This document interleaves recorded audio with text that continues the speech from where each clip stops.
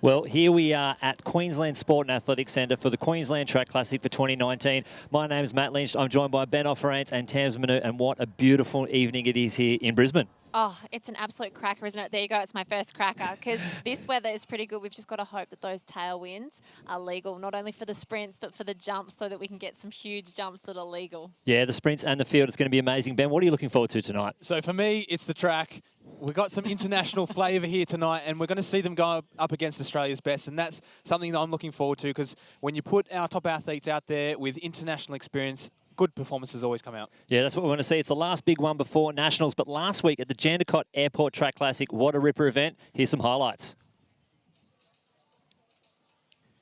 Welcome back to STV, and over the course of the weekend, our third Coles Summer Super Series, the Jandakot Airport Track Classic, in perfect conditions, 5 World Championship qualifying marks, 8 personal bests, an Australian record, and a wonderful night in perfect conditions. Matt Lynch of Athletics and Track and Field, and it just leads us into and continues to whet our taste buds of what's going to be a wonderful, not only 2019 towards World Championships, but the Olympics next year as well. Well, it was good to finally have like the summer really stand out for the Summer Super Series. Obviously, it's been raining in Canberra and Sydney, but Perth, it made me want to move there. It was amazing. They put it on for us, and obviously it showed with the performances, How'd you find the time zone, the daylight savings, and all the rest of it? You say you want to move there. Now, the track and field was outstanding, but there's a couple other things. It was rough. Wear on you. With that 800 you were talking about earlier, that was run at 12:30 a.m. for the Eastern Daylight Saving Time, so it was rough, and I got the red eye back, and Sunday was hard. All right, we spoke about Sasha Zoya last week, and we know how incredibly talented this young man is, and we shouldn't have any real surprise that last Saturday night he broke the under-18 Australian pole vault record. As we see it here, he's up and about, and he's a man going places, or a very young man going places, but somewhat very fast. Oh, that was amazing. And that clearance of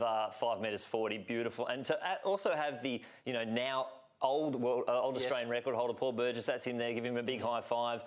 Cleared it by 5 centimetres, and by a lot more than that, and had a great crack at the world under-18 best at 5.55. It went up to 5.56, and that was probably a 5.56 clearance. Unfortunately, with pole vault, you can only jump when the bar's up there.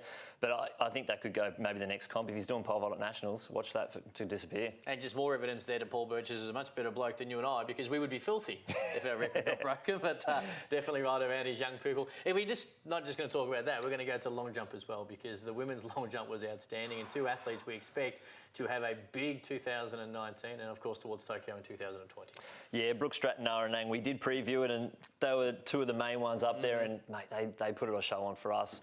Nar started off with a 670, and just the next round 673, added 5 centimetres to a PB. Well, it was already a PB with a 670, and there she goes. She's got the qualifier. 672 is the qualifier, and it's that extra speed that we talked about. Now, she's one of the fastest runners. Well, she is the fastest runner in Australia right now, and she's obviously translated that off the board. And not only that, but Brooke Stratton, she wasn't going to go down without a fight. She's dropping it right on that qualifying 672, and bang, they're hopefully both off to Doha. Huge efforts by both of those 2 women. They're going to continue to push themselves as well, which is a great thing for the competition and the event here in Australia. And in the men's side of it, there was an impressive performance. You tell us about the performance, and I'll tell you what something is wrong going forward with the unfortunate fact of how far he did jump. Mate, Darcy Roper is an absolute talent. Silver medal in 2015 at World Youth, bronze at 2016 World Juniors. He's been finding his way into the senior stages as they do, but really this year, after his 8:20 windy in Canberra, he's done it again. He's jumped 8:32. Wind assisted, so unfortunate. It was stronger early in the evening when they jumped. It did lighten off, but came out with an 8:13, a legal PB, adding 12 centimetres to his best. Even threw another 8:11 in there just for good fun. How that's not a world qualifying mark stuns me though. Now 8:17 you were saying is a world qualifying mark. You know what 8:17 probably gets you at a world championship and Olympics? Definitely a final, and most probably a medal. Easily. Am I being too, sitting in the grandstand, picky to say that is an extremely harsh mark for a world qualifying mark? It is tough, and it's one of those events where, 8:17 might be the qualifier, but to get into the final, it might just be a bad day for jumping. Yeah. And if you look at, he jumped 8:32, second was 7.60 So it was a rough day for jumping for everyone else in the field, just not for Darcy. Remarkable. Anyway, he will get there at some point. I think so. No doubt as well. And of course, Matt Denny, who we spoke about last week, back on the national stage last weekend. What did you make of him? Yeah, he was good. He was getting them all very consistent out of that 64 metre mark. He needs that 65, and if you have a look, we've got the tape out there. The tape will be back out there again this weekend, but on full speed, that looks like it went over, doesn't it? It But does. you see the official just marking it, 64.49, 51 centimetres left. But, he doesn't have to do that flight to Perth now. He's going to be competing this weekend, and we'll provide him a nice little headwind to give a bit of loft to that discus. You are a good bloke. That's how a lot of the great performances at the Jandakot Airport Track Classic over the course of the weekend played out. A quick break, plenty more on ATS TV with Matt Lynch and Cam Luke next. Now, talking about loft, we are going to deliver some loft for Matt Denning, the discus. We're talking about that headwind for the discus. Yep. In the pre-meet, there was a couple of 2.5s, a couple of +1s, but you know what? I think we're going to deliver. It's actually settled down a little bit now, but it was blowing a gale, and it's good to see so many of those guys backing up week after week. It is, and it is settling down, which is good to see, because we want these guys to go out there and run fast, but run fast legally, because we want to see them on teams. We want to see them on the world stage in front of everyone and showcase what Australians can do. And for that, obviously, we need legal wins. Well, we need the legal wins, but we still need that loft to get Matty Denny to throw that discus over 65 metres so he can get that World Championship qualifier as well. It's like you just really want the wins to play for you, don't you? Because then in the circular events, people like tailwinds down the back straight. So those guys are going to have headwinds. No one's going to be happy all the time, but it's an outdoor sport, and that's why track and field's so exciting. You never know the conditions you're going to get at a championship. So just come out here and compete and do as well as you can. So we did get 2 out of 3 qualifiers in the long jump. Nana and Brooke Stratton both got their qualifiers. Darcy Roper got well over it. But he just needs that win to settle down, doesn't he? Did. But also those guys that, what we're saying, it is a circular race. The other guys that do want that win to settle down, Jack Hale and Luke Matthews, we saw him in Perth, and we'll see him again here today. We'll throw to some highlights from them. Welcome back to ATS TV. The Coles Summer Super Series continues. Event 4 this weekend with the Queensland Track Classic, and our 2 very special guests, Jack Hale and Luke Matthews, will be, of course, in attendance over the course weekend, as our main man Lynchy will. You'll be there, I assume, buddy? We'll be front and centre, I'd Golden say. tonsils. There we go. Looking forward to that. We'll start with you, Jack, because a couple of internationals are coming in who ran it particularly quick. And we're going to start with the first Japanese man to break 10 seconds in Kuru, a 9.98. When you run against these internationals, they come onto your, as we see, 9.98 a couple of years ago. When they come into your backyard, motivate you? Mate, I don't want to say I've had it easy over the past month, but True. But it's definitely the calibre of the field is going to be stepped up. He's obviously flying there, so yeah, it's going to be a good race. And couple of other Japanese guys running 10.0s, 10.1. So just the quality of the field's going through the roof, and I think that's going to lift everyone's game. Yeah, of course, any time we get to a situation where there's a World Championship, and both, this is you, Luke, as well, when you go World Championship, then Olympic Games over the next 18 months, it has the opportunity to have athletes, high-calibre athletes, come to our country and compete in the Summer Series, and it just adds so much depth and competitive juice, doesn't it? Oh, for sure, and the thing is, I've never really competed at this level before, so I've never really stepped out of the comfort zone of Australian sprinting at a senior level. So for me, it's going to be the first sort of time I have raced at that level. So it's going to be good to see where I'm at, and I think I'm in good shape to do something decent within regards to what these guys are in shape, I suppose. And I think we can see a decently fast 10.0, 10.1 race. Does it make you nervous? Are you nervous? No, I love it. More than normal, but you do love it? Yeah, I love it. I mean, it's good. I mean, I'm not going in there as the favourite. I'm thinking I'm second slowest now, so it's good. It's first, Underdog. Yeah, I love it. It's good. So yeah, no nerves at all. Just going to go in there and do my thing. Good. Well, I'll make sure you get a good lane in the field. But we're kind of lucky with the Japanese coming down, and obviously running 4x1 as well, and the 100. It'd be good to test it out, and like you said with that team, it's almost going to be the same 4 guys in that 4x1 that'll show up in that. Is it good to not have to go through the rounds and almost have a final calibre event that you can just sort of step into and run? For sure. And I mean, we're talking about the relays. We've got the A and B Australian team, so we've given the next 4 guys a chance to really step up and show what they can do in relay, because the standard now is deep. It's not just the first 4. So we're going to see what those guys can do, and there's A, B and C races, I suppose, in the 100, so that's going to be interesting. And 100, the last event of the night, I think, one of the later ones. Close to it, yeah. Yeah. So finish with the relay, wrap it up, and then get into an individual mindset, I suppose. When we talk about the 1500, you're back into it this week. Of course, the qualifying for the World Champs last week and the qualifying time. You talk about, unsure of where you go. Are you expecting some kind of clarity about how fast you might run on a weekend? What is achievable, and does it at all sway your decision to which we spoke about before? I don't think this weekend or last weekend will change my decision too much, because I have a good idea of some goals that I want to hopefully run this year, and that'll fit within the qualifying period. This weekend, it's going to be a little bit tougher to run a 1500 qualifier. In Perth, we had, arguably one of the best 800-metre lineups in the past couple of years. So it was pretty, you throw yourself in a race like that, and a time was just around the corner. But with the 1500, I think the field is not quite as deep this weekend. I'm just going to, taking away credit from too many other athletes, but I think it's going to be a bit of a race between me against the clock. So I'll put myself in a position to hopefully run a time, but it's pretty tough to run 1,500 times. If you need good paces, you need the field around you, so it'll be tough, but I'll give it a crack. How much does that vary your tactics, without diminishing, obviously, the other athletes in the race, but how much does it change the way that you look at it, or at least attack a race tactically when it's you almost certainly against the clock?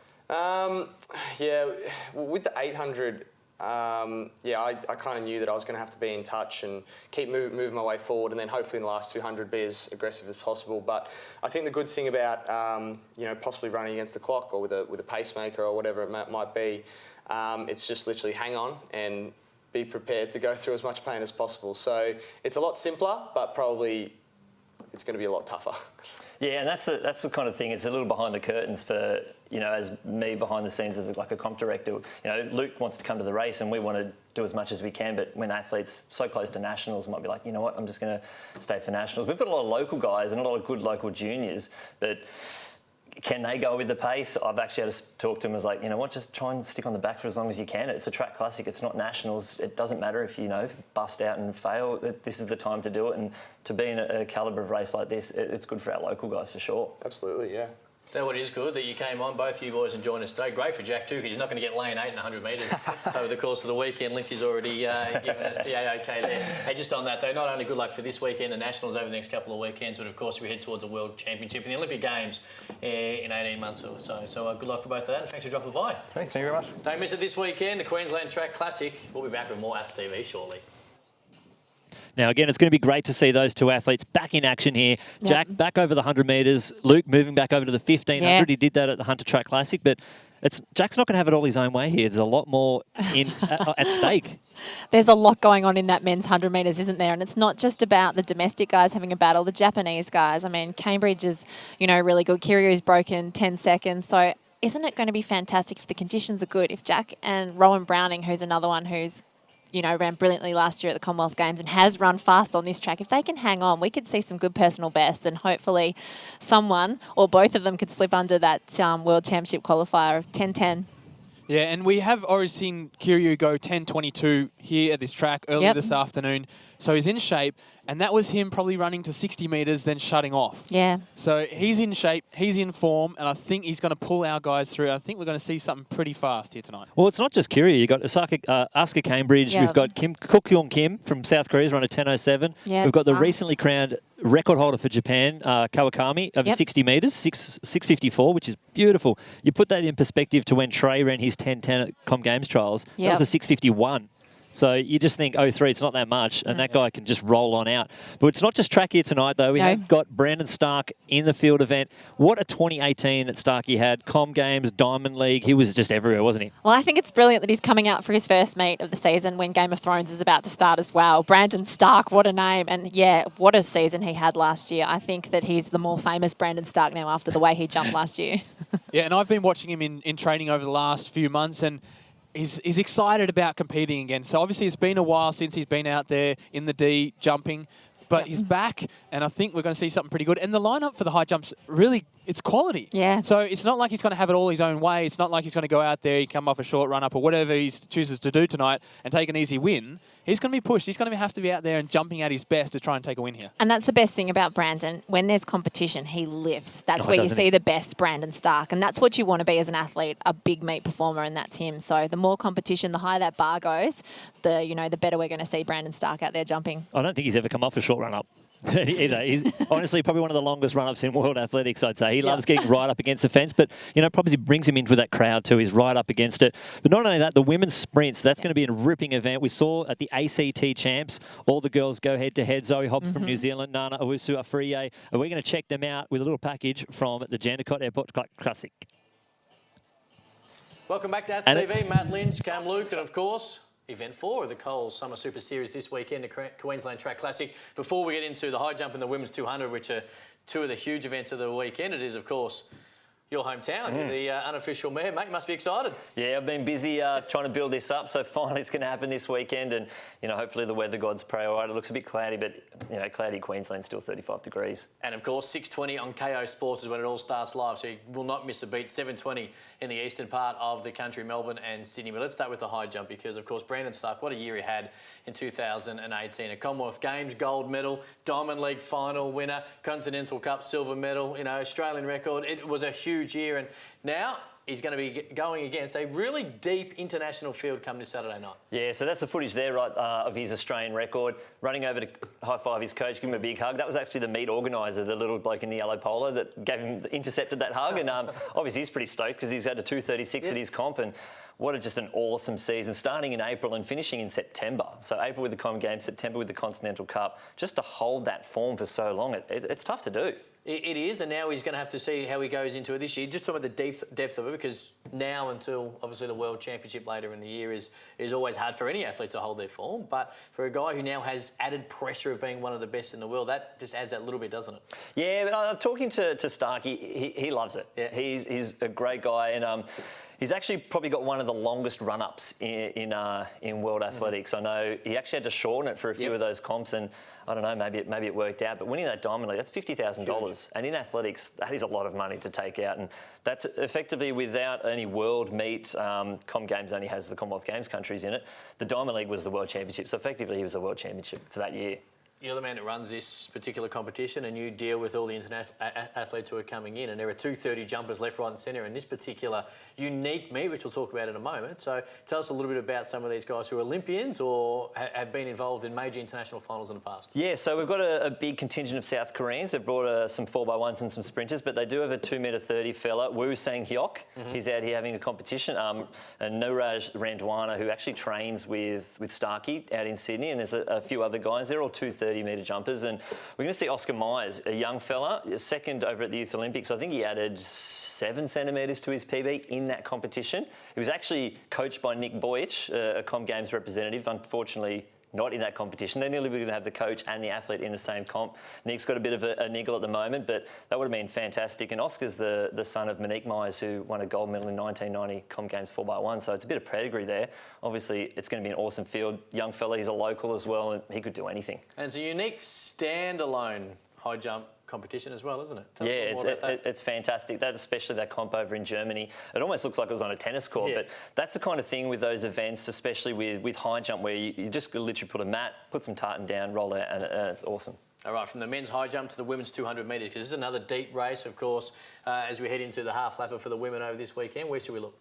Well, obviously, if Zoe Hobbs is out in the middle of the field, this was the ACT champs earlier this year, and running super fast. I think 23:19 when she stopped the clock, and that's her just in the centre of the field running brilliantly. On the outside, Nana Owusu-Afriyie getting huge PB, dropping almost, I think, 0.7 down to 23:28. Sorry, that was her flashing home on the outside. And the rest of the field, they're all in that 23 mid to high times, and hopefully they can push themselves, feature in the 100. That's a little bit of a warm-up for the 200, come back and put on a show. And we'll see Riley Day for the first time this summer? That's exactly right. So she's run a 100 at a pre-meet earlier this year against Sally Pearson, which is not a bad one when you just go to a local comp, but she'll be out there for her first 200 of the season as well. Deep 100 metres, as we spoke about with Jack Hale, of course, Luke Matthews over the 1500, who joined us in the studio, the high jump, the women's 200. What are you most looking forward to on Saturday night, which is pretty almost like choosing your favourite child, to be honest. Well, which one are you most looking forward to? Look, if you're thinking about watching the live stream, watch it. But if you're in Brisbane, come down. Get there. There's so much going on. We've even got Catherine Mitchell's out there throwing in the jab. She was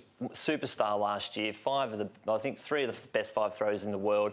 Had the world's longest throw by a metre, and this is her first comp for a while too. So I think it's gonna be awesome. 6:20 on KO. It all kicks off live. 7:20 in the Eastern State. It's going to be a huge one. The Coles Summer Super Series, event number 4, the Queensland Track Classic. This is Aths TV. Now, we have already had plenty of action here. There was a pre-meet, which is a great opportunity to let as many athletes as possible, soak up this atmosphere and maybe just elevate them to that next level. Yeah, it definitely is. And it was nice to see, obviously, some of the local athletes getting to run with some of the top quality athletes who wanted that second run. And we saw Kiryu, we saw Hayward, we saw Azapati, we saw a number of guys that we'll see later on tonight out there to have a first run at it. And it was good to see. As we see here, this is Kiryu's race. And doesn't he look good? He's a beautiful runner. And it's about this point where he starts to sort of shut off, eases up, casual as you like, runs across the line, and he still goes 10.22. Oh. He was pretty good, wasn't he? I mean, we're talking about an athlete who has an Olympic medal from a 4x1. He's the first Japanese athlete under 10 seconds. His quality. And so even though it's his first competition of the season as such, you know, he's heading into Asian Games and some competitions that he wants to peak for. He's obviously got a home Olympics next year, so he wants to be in shape. He is a quality athlete, and how fast can he go later tonight? Well, the way this wind's going, it is blowing a gale down the home straight. That was only a 0.1 in that 100 metres before. And I don't know if we mentioned it, he ran 60 metres, the clock didn't start. I know. So they all had to come back, you know, take their time, stroll back. But it's effectively a 10.22, pulling up towards the end with a 0.1. It's almost 160 metres he's run. Oh, and he's probably gone 6.5 in a 60. Yeah. Turned around, walked back 2 minutes later, gone 10.2. Yeah. And that's fairly impressive. Yeah. And as it is with 100 runners, that first 60 metres, it's so critical. That's where all the power is coming out. After that 60 metres, they're up and running. They're trying to relax and not decelerate too much through to the line. But that first bit, that's where you're using up all the energy trying to get as fast as possible. So to be able to turn around 2 minutes later, go 10.2. Yeah. So Special. obviously the break's going to be quite nice for him. It's not going to affect him. But for the thing is, if you ever see a 100-metre runner train, they do 60-metre effort. They need like 5 minutes off, don't they, before they go back and do it. Full recovery, half an hour. We'll see you later. But you can see our high jumpers now just getting through their warm-ups. They'll go in about 10 minutes' time.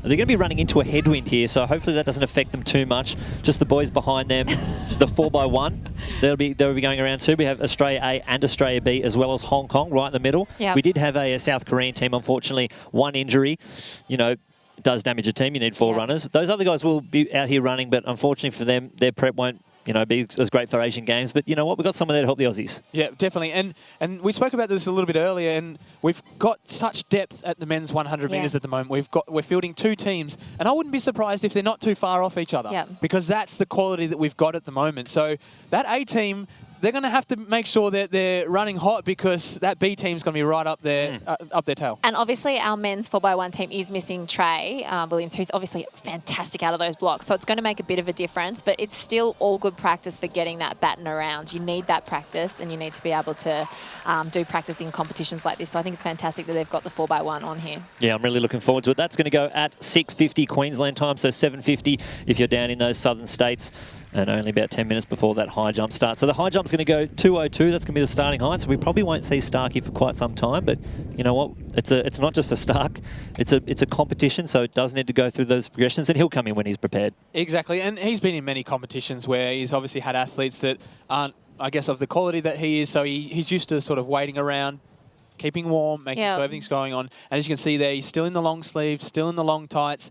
He's nowhere near set to jump, and I think he'll be fine with that. I don't think he's going to have any issues. No, none at all. None at all. And it's not cold tonight. It's nice temperature, so he would be fine out there in his competition. Certainly wasn't cold today, that's for sure. No, it wasn't. And it's not cold tonight. Well, obviously we're here in shorts and T-shirt, and he's out there in long sleeve and long pants. So I think it'll be nice and toasty out there on the D.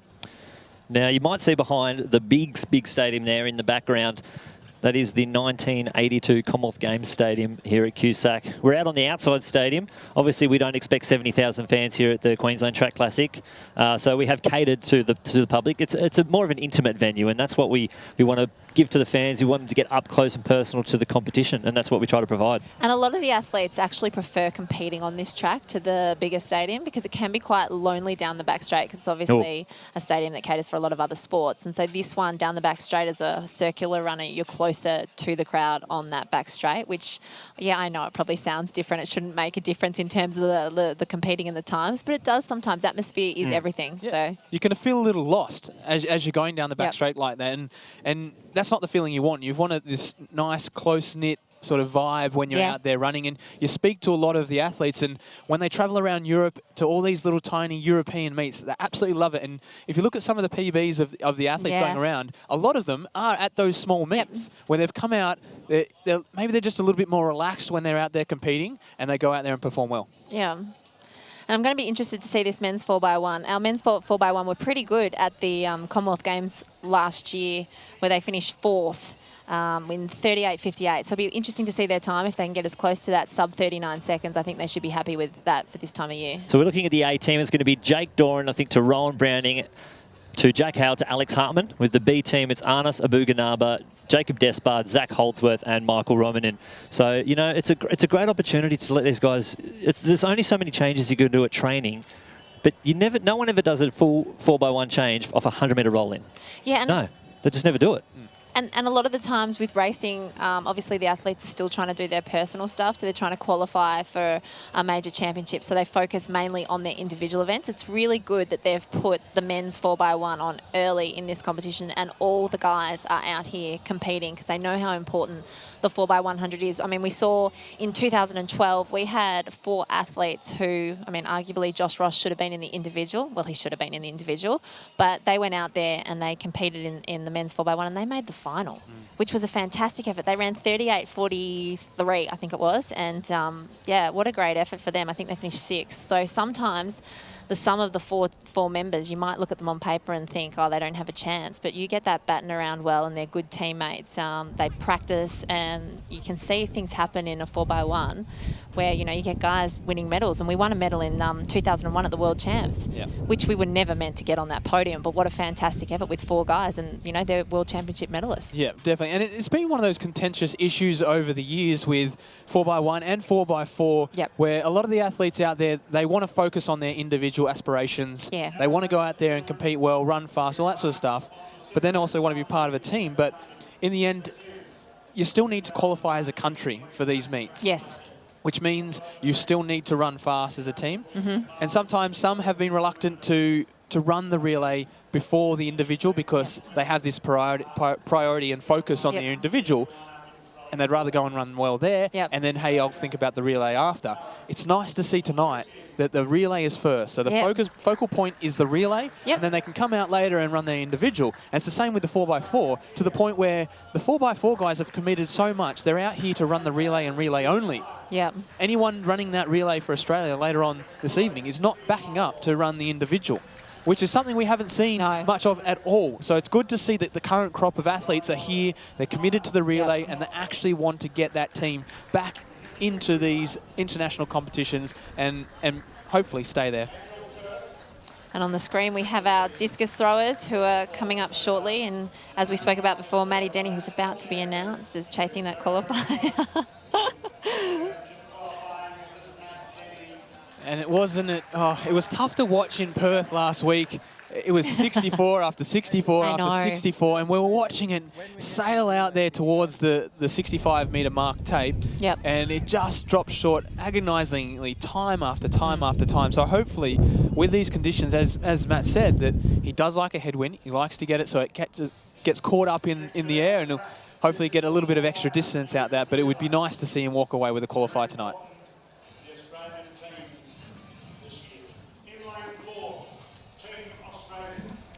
So the relay team's just getting introduced. So it is that A team that will run out of 4, Hong Kong 5, and Australia B will be in 6.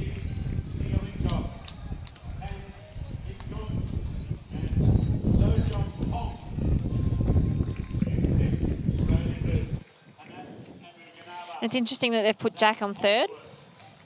Yeah, so his Rowan to Jack was the 2 to 3 at the Commonwealth Games. Not obviously a known 200-metre runner, Hale, but really did rip that bend. He did, didn't he? He ran fantastic, and everyone was watching him because they knew that he'd come off an injury at the Nationals, but didn't he come back well? He ran an absolutely blinder of a 3rd leg at those Commonwealth Games. So a lot of these guys have run fast already. So Doran, 10.3. Browning, 20.7. Hale, 10.2. Hartman, a windy. Oh, he's done a 10.3? 20.4, and he's done a 10.3 as well.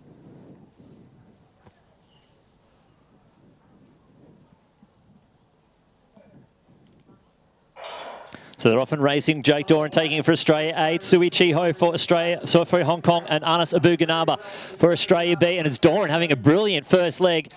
They get their change down to Rowan Browning. He's tearing down the back straight. Jacob Despard on the outside running well, but here comes Rowan Browning. He's firing down the back straight. He's looking for a good change with Jack Hale, and it's a brilliant change. Here comes Hale tearing around the bend. Holdsworth and Tang Yik Chun working their way around this third 100, but here comes Hale. Down to Hartman. Hartman's a slow wind up. Big hand, and there it is. Hartman. Romanen versus the Hong Kong athlete So Chun Hong. But here comes Hartman. He's flying down the home straight, and Australia A is going to take it out. Romanen dipping just there in front for Australia B. A great and clean 4x1 for all three teams. They looked like they made their changes quite safe then, I felt. Like they were quite close. They didn't actually extend a lot. It's the kind of run that you would do in a heat if you were confident you were going to make the final, which they obviously wanted to get that stick. I'm American. The baton around safely, which they did. So goal achieved. As you can see here, 38.83. Wow. Wow, that is really, really good. 38.83. So you put that in perspective. They ran 38.5 at the Commonwealth Games in that kind of atmosphere. They ran 38.58 at the Commonwealth Games to finish 4th, but they ran 38.83 in the World Champs in 2001 to get that bronze medal. So they've run the same time then. And as I said, they made the changes quite safe. So they've got a lot of room to move. And you've also got trade to come into that team. They've got, not room to move, but room to play around with the athletes. Yeah.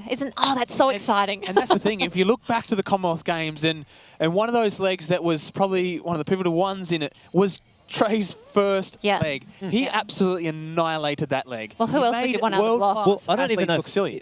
In the world, who else do I want out of? There's no one else. Yeah. No, really? No. Yeah. Oh, Christian Coleman. You might give me Christian Coleman. It's a record high over 60, but bar him, who I don't think he's changing his allegiance to Australia. I'll take him. I'll take Trey Williams. Definitely. And that's so positive. And it's one of those things. Sometimes it can be hard to come out here and run. Obviously, there's only 3 teams out there. It's not a full field. It's not like you got 70,000 people around you screaming because it's a home Commonwealth Games, all that sort of stuff. So for them to come out and run 38.83. That is impressive. And I think we're going to see some pretty good things because obviously we've got World Relays coming up. Think of the headwind that Rowan Browning just ran into. If we've had plus 2.5s down the home straight, Rowan looked good. He That's did. a scary thought for that 100 later on. Kiri, you better be watching out. Yeah, I put Rowan's leg down as the most impressive in that one. It was good. It was really good. Considering that is the first 100 metres proper he's done. And he was against Despard, who has run 10.4. He's no slouch, and he's in form. So where is Browning at the moment? And I've been speaking to him, and he hasn't been doing much speed work, which is scary to think. Ooh. He's been doing a lot of speed endurance because he had a few niggles earlier in the year and late last year, and now he's starting to come back, and which is why we saw him in the 400 to start with the Sydney Track Classic. Then we saw him in a 200 at the Jandakot Airport Track Classic, and then here we are going to see him in 100 for the first time. So, can't wait. I'm ready. Yeah. Wow, that was really exciting, and what a great precedence it's set for this meet tonight in terms of times and fast performances. Also just a chance to get all the boys in the green and gold out there. Yeah, and the other thing is that to this 8, we could probably add another 2 or 3 athletes who aren't here currently. Yep. And you're starting to get a crop of 10 to 12. Which is where your talent comes. You look at this team right now, only one of those athletes was at the World Championships in 2017 on the team. So Hartman was there as a reserve, Rowan ran, but it was Trey Williams to Tom Gamble to Nick Andrews. Injuries, Nick concentrating on the 110 hurdles and killing it. Yeah. But he could also, we've got potential. We've got potential. Nick Andrews running really well, so you know that his flat speed's going to be quite good too. So you've got, when you've got a talented relay squad, it's like you said, when an athlete drops out, if you don't have a strong reserve, then you're absolutely stuffed. If you've got strong reserves, it forces those guys to run so fast just to make the team, and that's where you start to see really fast 4x1 quartets. Just as we get to Brandon Stark, there we go. We've got 11 starters in this high jump here. Daichi Matsui from Japan, Hamish Kerr from New Zealand, Manjula Wijasakara from Sri Lanka, Zachary Hayward, Brandon Stark. What an opportunity for all our athletes to jump together, to go from Brandon Stark to Oscar Myers, second at the Youth Olympics last year, dropping a 7-centimetre PB while over there. Lachlan Caldwell, Sung Hyok-woo, the 2.30 high jumper, Nuraj Singh Randwana, Ryo Sato, and Lee Hupwei. It's going to be this is going to be such an awesome competition. I do hope the wind does settle down for these guys. Well, as you say that, so we've got the flag here just at the finish line that we can see, and It was blowing a little bit before, but every now and then it's just dropping, not moving too much. So maybe the change in the weather is coming. Well, We thankfully, might see a drop. you know, the IAAF rules, if you keep up with your IAAF rules, for a while there, they cut it down Bedtime attempts reading. to 30 seconds. Yep. It's recently come back. It's a minute again, is. which will come into a factor tonight, especially with this wind. Instead of being up at the top of your runway and like, oh, I have to actually jump. I've only got 30 seconds. 30 seconds to start my attempt. Now you've got twice as long. It's going to play a part in here. There'll be a lot more waiting, a little bit of patience. You know, you can talk to your coach. Look, maybe just wait a little bit longer. It's only to when you start, so you can go 59 seconds before you attempt your run-up.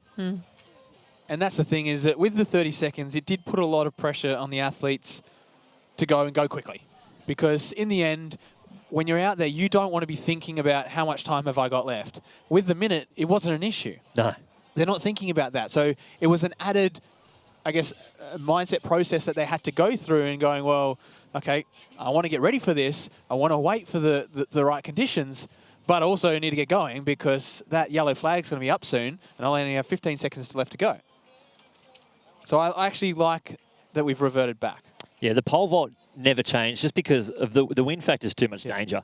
There's way too much danger being up there, you know, upside down, throwing yourself 6 meters in the air when you've only got such a short amount of time. Exactly. And for those playing at home, the reason IAAF made the decision to reduce it to 30 seconds was trying to reduce competition time. Because obviously they understand that as society changes and evolves, people want more impact sport. They want to see a show. They want to see it in a shorter period of time. And athletics is a sport that sometimes does take a long time. So they thought, hey, if we reduce field attempts down to 30 seconds, maybe that'll get us through competitions a little bit quicker. But it didn't work out that way. No. It's not the way it works. But isn't that good that IAAF tries things? I think with the sport, you always want to evolve with the times. So if you try, you know, you're going to try things and they don't work, they're reverting back. So they're still thinking of the athletes and what's best for the athletes. Yeah. Exactly. And you can't knock them for what they did. And it's nice that IAAF can acknowledge and go, okay, maybe we got that one wrong. Let's go back and see what else we can do to make things better.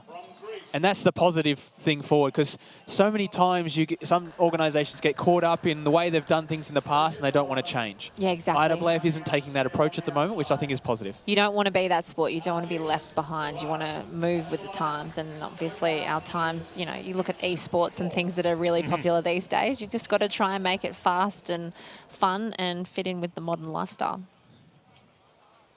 So over on the back straight, while these high jumpers get through their first stages, it is our 3,000 metres mixed race walk in the women's event. We have Caitlin Hannigan, Charlotte Hammond, Brenda Gannon, Miranda Chopping, Katie Haywood, Clara Smith, Christina Papadopoulos, Mila Robotham, and Bridget Sullivan. And in the men's race, we have Nelson McCutcheon, Argenis Guevara, and Dane Bird-Smith. And as the gun goes, Dane Bird-Smith straight to the front of the pack. But tucked in right behind him, Katie Haywood, who's really just launched herself onto the scene this year. She's been a great junior champion, went to the World Juniors, but that 20K debut she did in Adelaide this year to punch herself right for third all time is ridiculous.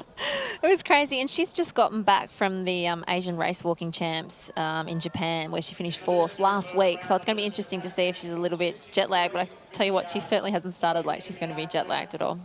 No, and speaking about planes, there was a funny thing. I was on a plane the other week, and I'm sitting there in my seat. I was in the aisle, and someone comes up and stands right next to me. Didn't really say anything, and I'm sort of like going, "What's going on here?" And I sort of turn and look up, and there it is, Dane Bird-Smith, standing right there, and he happened to have the seat that was right next to me. He said, "Can I please get in there? Thank you very much." And it just happened to be a coincidence. And we got talking and that sort of stuff. And this is a race he was actually looking forward to. He was excited to come out here and race a 3K. He wants to post a good time. Him and his dad have a little bit of a competition going. Yes. Where he's trying to break some of his dad's records. His dad was obviously a very talented race walker back in the day. Yeah. So he's here trying to take a scalp of his own dad here tonight. Well, pretty much put the race on for Dane. When you've got two of the best walkers in the country in your own backyard, Dane and Katie, why not showcase them? Exactly. And this is our opportunity. 3,000 metres, it's short, sharp. It's almost a sprint for these guys. Yeah. And this is their chance to get out there. And it's interesting, a lot of people have personal opinions about the race walk, but Dane Bird-Smith is one of the most athletic people in the Australian team. He had Great speed. I think he was part of a 4x400 metre Queensland winning state relay team at nationals, and he's a supreme athlete. I mean, you don't win. Talent. Yeah, isn't he? I mean, he's one of I think he was down to run a 1500 metres. He didn't end up doing it, but he's got enough talent to jump into. This year. He has. Yeah. He has. He said it freaked him out. He's like, "What's going on? All these people so close. I'm running. I didn't know what to do," and he was really sore afterwards. It's just a weird setup, I suppose. Yeah. We don't have that feeling. If you're always running, you're just running at different speeds, but it's a whole new game. Well, I mean, come on, let's be honest. When we're walking, it's really a dawdle in between The reps. Yeah, correct. Yeah, exactly. I mean, nobody is walking at the pace that Dane Bird-Smith can. No, and going back to IAAF making changes, trying to improve things and evolve with the times, one of the things they are doing now is they're looking at transitioning the 20K and the 50K walk down to 10K and 30K. And that's something that's going to come in through to 2021, 2020 or 2022. I'd have to check that. But it's good to see that they're going in that direction. And they're also bringing in technology that will be placed on the athlete's shoe, which will try and help the judges with foot contact, making sure that the athletes are maintaining foot contact throughout the race. And because they understand, and so many times you'll see a photo or a slow motion video of the walkers, and you can see that they've got both feet off the ground. And obviously it's hurt the race walk a little bit. So it's positive to see that IAAF are making some changes to address that and hope to make it a little bit more... One, it's going to make it a little more challenging because obviously you're going to have to be more accountable to what you're doing. But I think it's a positive step, and going down to the 10 and 30 I think is also going to be a positive step. Well, it's funny, speaking to some people from the IAAF, it's one of those events where the 50K walk, it does take a lot of time. And when you go to a championship, it's an event where, you know, it takes a lot of organisation. You're not just at the athletics track walking that 50 kilometres, so you have to set the course. And when you're walking for over 4 hours, it is a long time to be out there, and it's a lot of time for the officials and viewing on coverage. So it's one of those things where they do want to cut it down and make it more exciting for the athletes and for the viewers. But I think one of the countries that will be up against IAAF on it will be Oceania, because we have such a strong 50K walk team. But speaking to Dane, though, he's actually looking forward to the 10, because for him, personally, he'd be it's better for him. And he has the ability to be able to, I guess, set the tone in world race walking with the 10K, because obviously at the moment, it's not a distance that's done that often. No. So I think we could see, in the short term anyway, some world records start to be knocked off as people start to shift their focus from the 20 to the 10. Well, he just rolled out a 340K just then. And that's just crazy. Yeah, he's moving. It's not slow. No, not at all. And that's the thing. 340Ks, most people can't even do that when they're running. No. Let alone doing it walking. Imagine you're out for your Sunday jog. Next thing you know, some guy walks past you. Dane would love that too. He did say that one time he was pacing. So, you know, when you do a fun run, they have someone to do a certain amount of time. He was doing a 10K, and he was actually one of the pacers for 40 minutes. So he had to be exactly on 4-minute kilometre pace for a 10K, 40 minutes. Couldn't go any faster or slower. He had a big flag on him. And the amount of times that people would finally get past him and go, "Oh, I'm passing the walker." And he's like, "Oh, no, I have to stay slow." He had to pull it back in. It was just frustrating because he just wants to smash all the joggers. And he can. Wow. He just had to hold within himself. And obviously, he's won park runs, park walks. He's changing the game. He is changing the game. It's interesting to see the different techniques between Dane and Katie. Katie sits quite backwards, like when she's walking, whereas Dane's got a really strong forward lean in his walking technique. As you can see how he's got quite a good forward lean, which is actually really good as a sprinter. You always want to hold that centre of gravity quite forward. So there is a tactic at the moment that the athletes do like to do a lot of very quick strides. Okay, get the feet on the ground really, really fast, and it almost looks like a blur, especially to the judges. But Dane's like, no, I'm just going to get out there, I'm going to stride it out, I'm going to work hard, and obviously it's paying dividends. And you see there with Katie how she does sit back a little bit in her technique compared to Dane. She's got quite an interesting technique. She's got wide arms while she's walking, but I'm not going to question Katie. She's obviously a beautiful walker, and she's done some great things this year.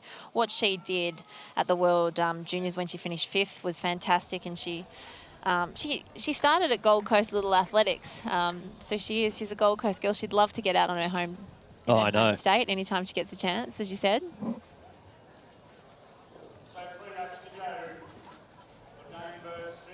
such a technical event. It's one of those events where it's so subjective, where you've got the judges and you just have to make sure that you're doing everything the judges want, and you need to make sure that you've got that point of contact at the right spot, and always making sure you don't get those red cards at all. Oh.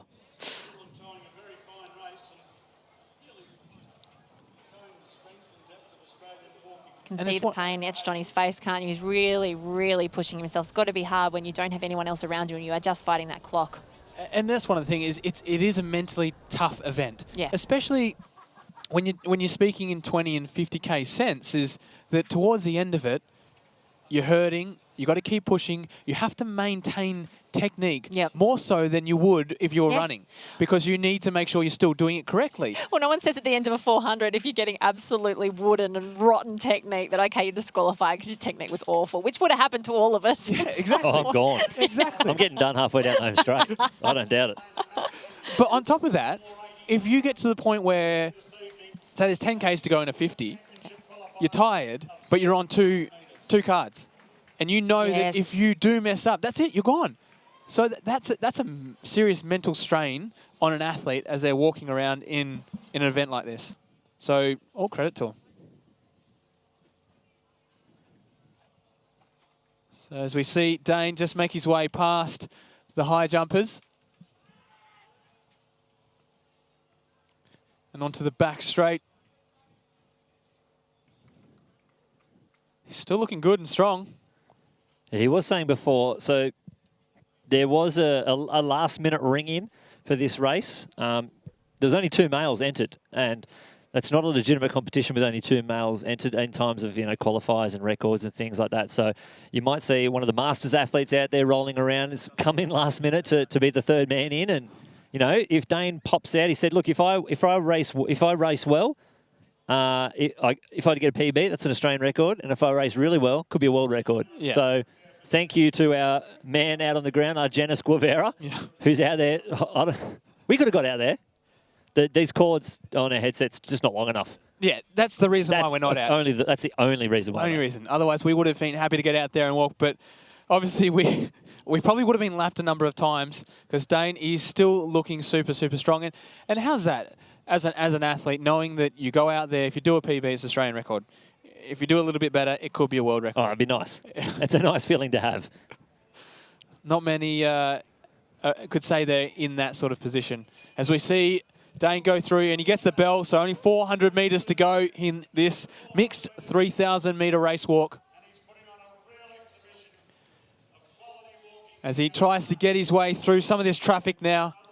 And that's one of the hardest things, is obviously you want to make sure you stay as close to the rail as possible so you're not walking any further than you have to. No. But when the traffic comes up, you actually have to move out into lane 2. So yeah, you will see some of the athletes who are more aware of where Dane is will pull out to the outside just to let him pass up on the inside. But, when fatigue is a factor, you can't always, do what your body wants to do and, move out and let him through. But they're giving him a hand. 200 metres here left in this race.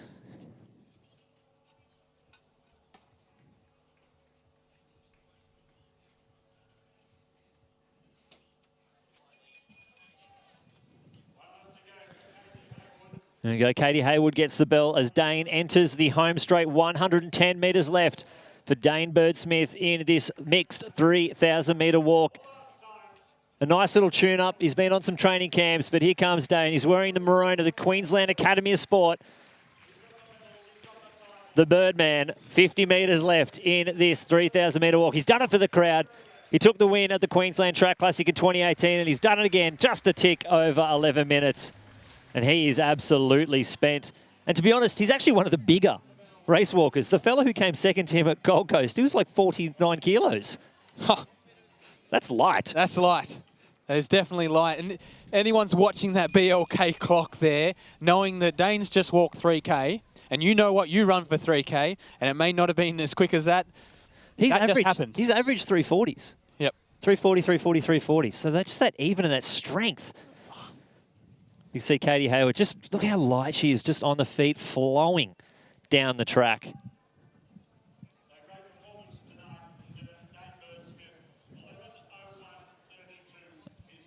11:01:32, the winning time there for Dane Bird-Smith on his home track here in beautiful Brisbane. The 2019 Queensland Track Classic. Katie Hayward, she's launched herself into the open ranks. And she's having a great walk, striding out down the home straight. Crossing there, looks like 2:10.11. The unofficial winning time for the Gold Coast youngster. Even Katie going just over 4-minute Ks. 4:03 is average, just about. Ridiculous. Oh. I went for a jog the other day and I looked down at my clock and I was like, oh, I was killing it. What did I do? Oh, 4:50. Yeah, nice. For one? Yeah, gas. I had to go home. I walked it, the rest of it.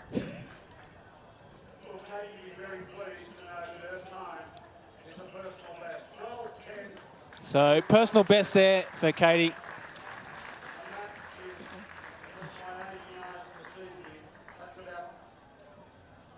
Well, I'm very lucky to be standing here with an Olympic medalist. Dane, were you happy with that 3K sprint? Yeah, definitely. You know, tonight was just coming out just to try and test the legs. It's actually just using it as part of a speed session tonight, just keep the training going. So I wasn't expecting world's best, but yeah, it's just on 11 minutes is pretty damn quick anyway, so I'm stoked. Yeah, I think it's pretty quick. How does it compare to your dad's times? I know you guys used to always like to go head-to-head with your times. No, the shorter distances I've got him all wrapped up. 3 and 5 are all mine. Still chasing down his 10. That's the main goal this early season, is chase that down for the Nationals and just give him something to shut up about. I love that. I love that the main thing for you is to beat your dad's time. Now, it is a late season. Is that why you're coming into this season just a little bit slower than usual?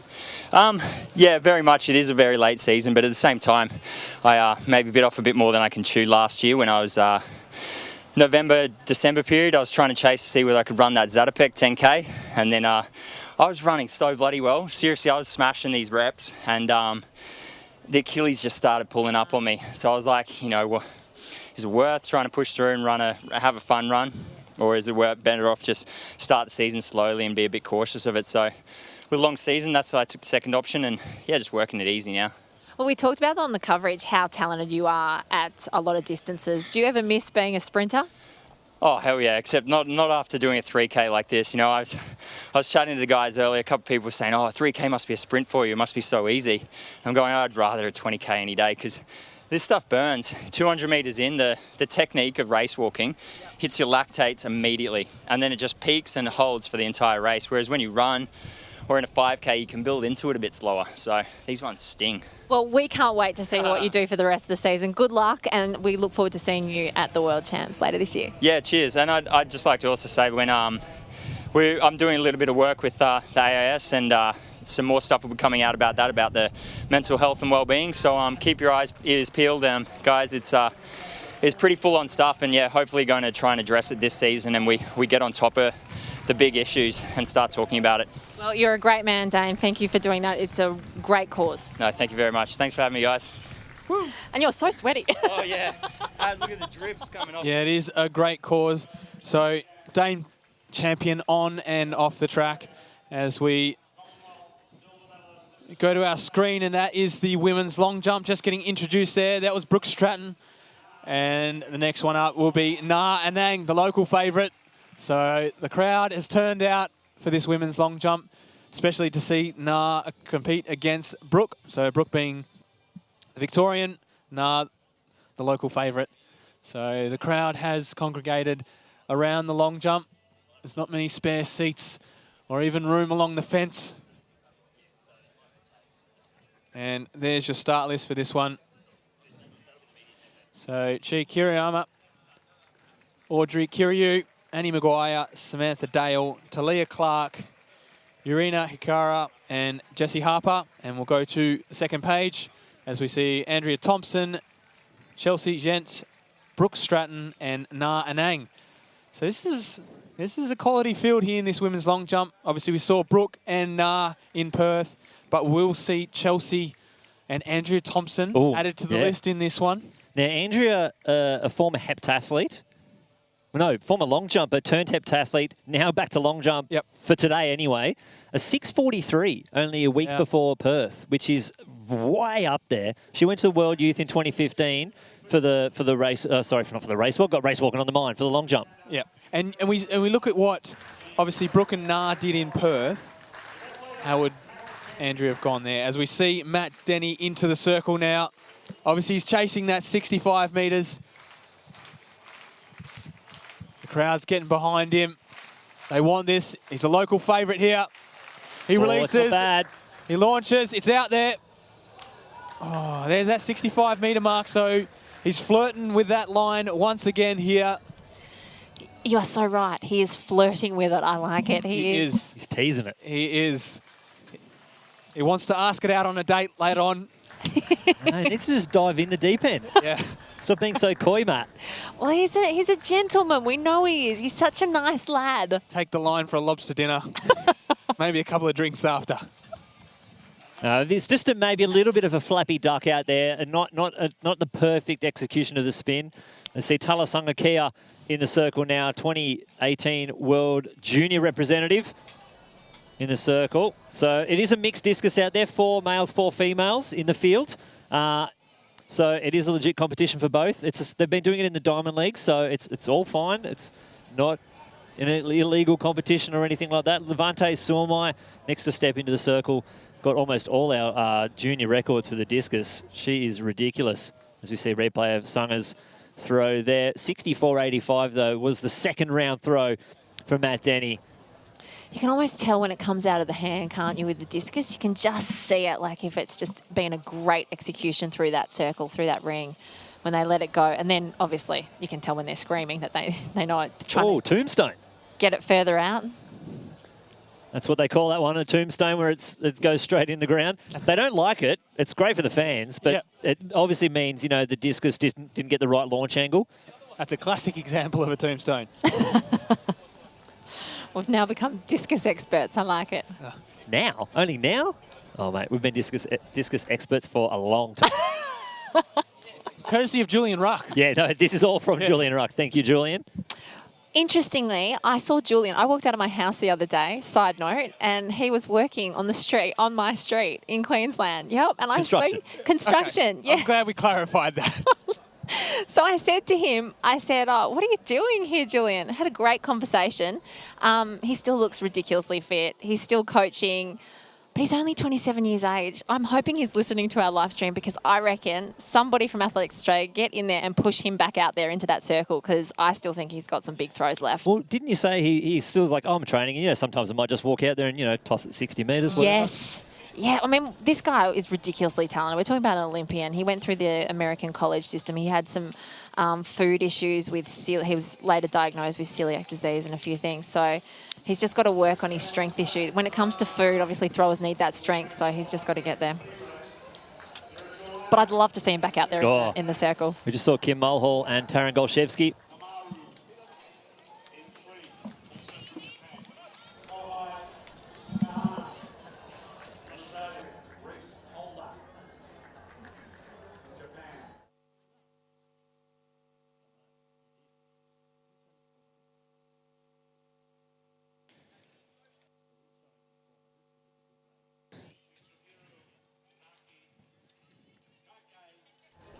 Daniel Kirk there getting one out.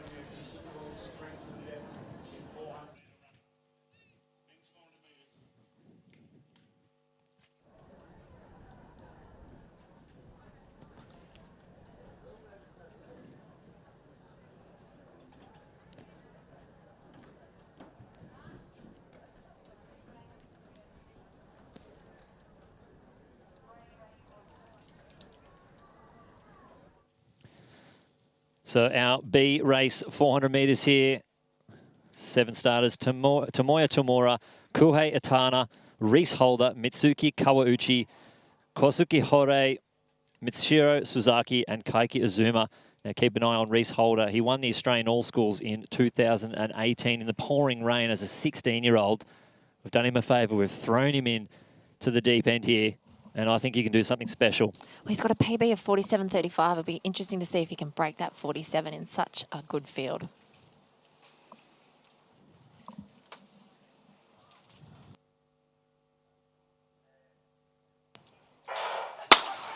Oh.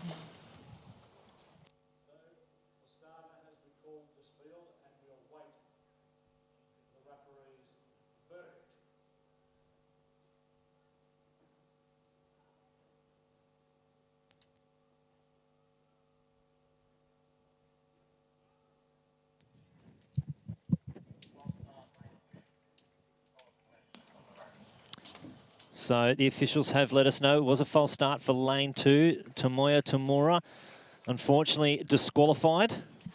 So fingers crossed he's in one of the 4x4 teams later on this evening. So we get to see him run around again. But either way, let's put him in a team anyway. There's a lot going on here. It's hard to cover. Boom. That's a big jump there from Stratton. Yeah, it looks good. I'm going to go with that 683. Oof. 674, just heard. Wow. Not bad there for Brooke.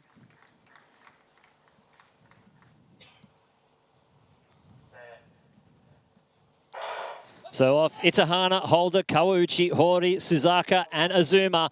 So one Australian in the field, Reese Holder there in lane 4. He's only 17, he's probably still 16 at the moment, and he's winding his way down the back straight. He's a huge, strong runner, and I think he can run his way into a great time in this race. He's moving up onto the shoulder of Kawauchi, but on the outside of them is Kosuke Hori, and right on the outside, Kaike Azuma of Japan as they work around 150 metres to go. This is where the strength really starts to kick in. Azuma is going to lead this field into the home straight, but 2 lanes inside him, Kosuke Hori. But here comes Reese Holder into the picture on the inside. He's only 17, cutting back very hard though. Kosuke Hori, but Reese Holder, he's found his nose in front. He's pulling away. The strength of the young man. He's going to take the win here. 47.20, stop the clock. That's a PB, unofficial time. But what a run from the youngster in the B race, and he's taken the win. What? I'm still in a little bit in shock.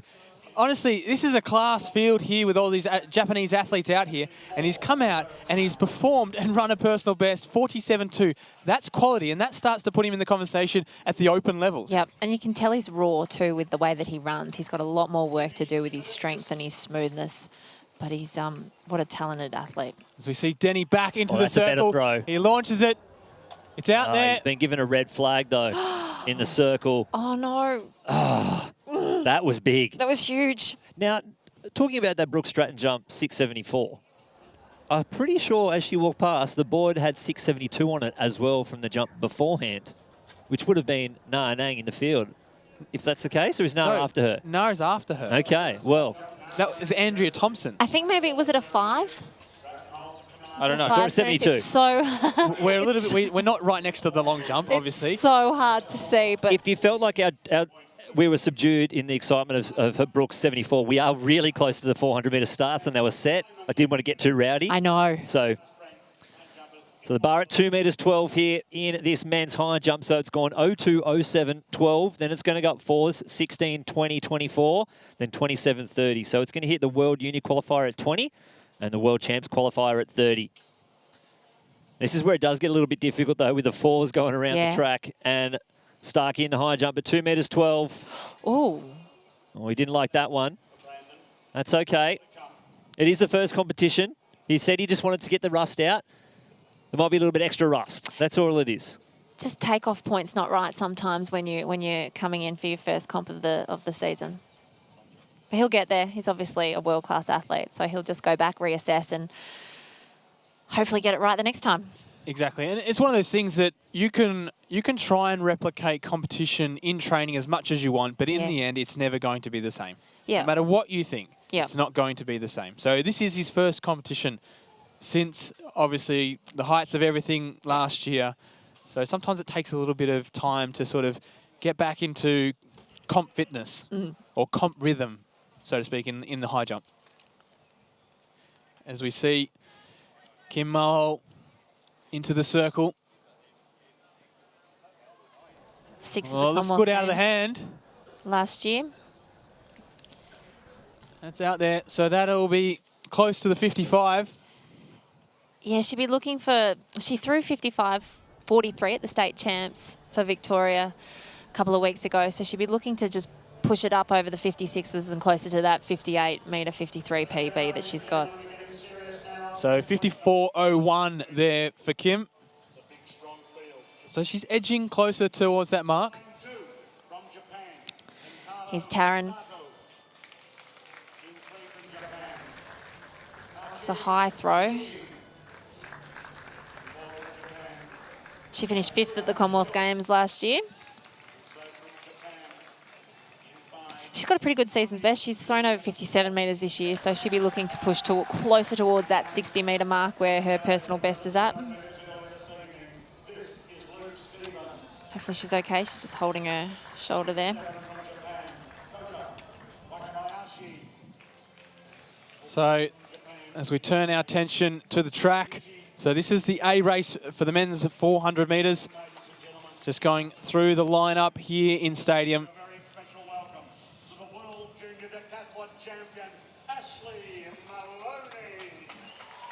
So another local athlete being introduced right there.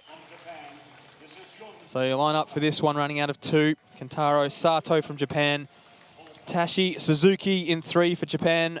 Rikua Aito from Japan in 4. Julian Walsh, Japanese athlete, in 5. Luke Stevens, Australia, 6. Wakabayashi in 7. Kimura, 8. Maloney, the local, in 9. Decathlete has run 46, so he'll be one to watch in this. And another Kimura from Japan running out of 10. Be interesting to see how Luke Stevens backs up. He ran a 200 metres and won it earlier in the night in the pre-meet. Went 21.05 in that one. Look good.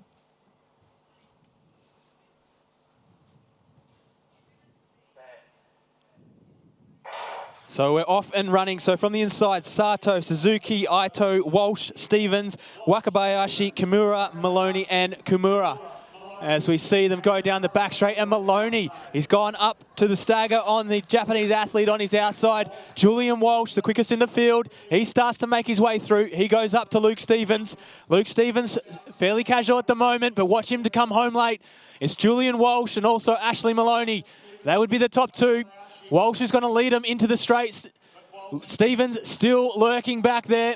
But it's Julian Walsh, as we see him come down the straight, he's looking good, he's looking strong. The other athletes are trying to come at him. Wakabayashi, he's pushing through. Here comes Steven. Also on the inside, it's Aito and Suzuki, but this is going to be Julian Walsh's race.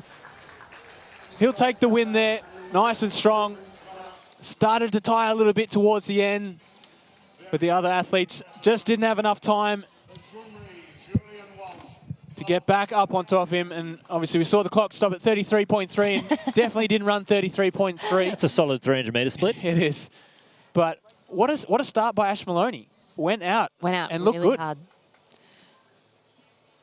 Oh, that's unfortunate for the fans here. Starkey out at 2 metres 12, but, you know, it is a ridiculously long season, and I'm just glad he came to compete. Yeah. He put it on the line. He knows he has to jump, and he's put himself in there. But that's the only way that you learn where you need to fix. We know that he can jump 236 and he's a star, and he's going to be a star at the World Championships and the Olympics next year. He needs to get out there and use this as training and see what he needs to work on leading in to those championships. Yeah, exactly. And it's tough conditions. They are jumping into a headwind here, as we see Brooke Stratton down the runway. She's already jumped 674. A little bit off the back of the board there. Just dropped down a bit low too at the back end of that jump, so she won't be as happy with that one.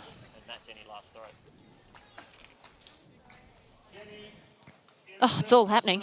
It's hard. Athletics is one of those sports where, imagine watching a game of footy, but there's 4 different games of footy at the same time. Come on, Maddie. Come on. Oh, as he launches it, a massive gust of wind came up. He's been given the white flag. We'll have to wait and see what that one is. Looks okay. I think it was a 63 there. Maddie doesn't look happy. No, he's just getting so close all the time. Well, consistency is the key in track and field. If you're doing your event and you're being consistent, you know that you're going to come out there and do a big one soon. As we go back to the women's long jump, and that is Na. No, she didn't like that one. No, she didn't, did she? She looked flat. Yeah, just not on the takeoff. Just a little bit too much speed, I think, there. The wind is going to play a bit of a havoc to these athletes as they come down that runway. It is very gusty. You see some famous faces on the side of the fence there, just patting on Chelsea Ensch's arm. That's Tatiana Grigorieva out here. Henry Frayne there as well. So we won't see Henry in the men's long jump later. Na was well behind the board on that one. So sometimes that can put the athlete off if they're not used to taking off on track. It's usually that board, so they're comfortable with that feel. And if you don't get that feel, sometimes it can disrupt the way you are within the air. You just expect to hear that bang as you jump, and if you don't hear anything, it's an off-putting feeling. Yeah. Kiriyama, Japanese athlete. We just saw on the screen. She was next up. The New Zealand champion. Now, bar on 2:16. I'm just going to put it out there. These Coles Queensland Track Classic bibs do look mighty fine. They do. They've mixed it up a little bit, haven't they? They have. They have. They're black bibs with nice blue writing for the name. It pops. I like it. Especially with the all black. And it looks like there's a little bit of a matte finish there as well. There's a good throw there from Kim. Should be just over the 54 metres, I think. So 54.01 was her last throw. So she'll be hoping she can prove on that one in this round.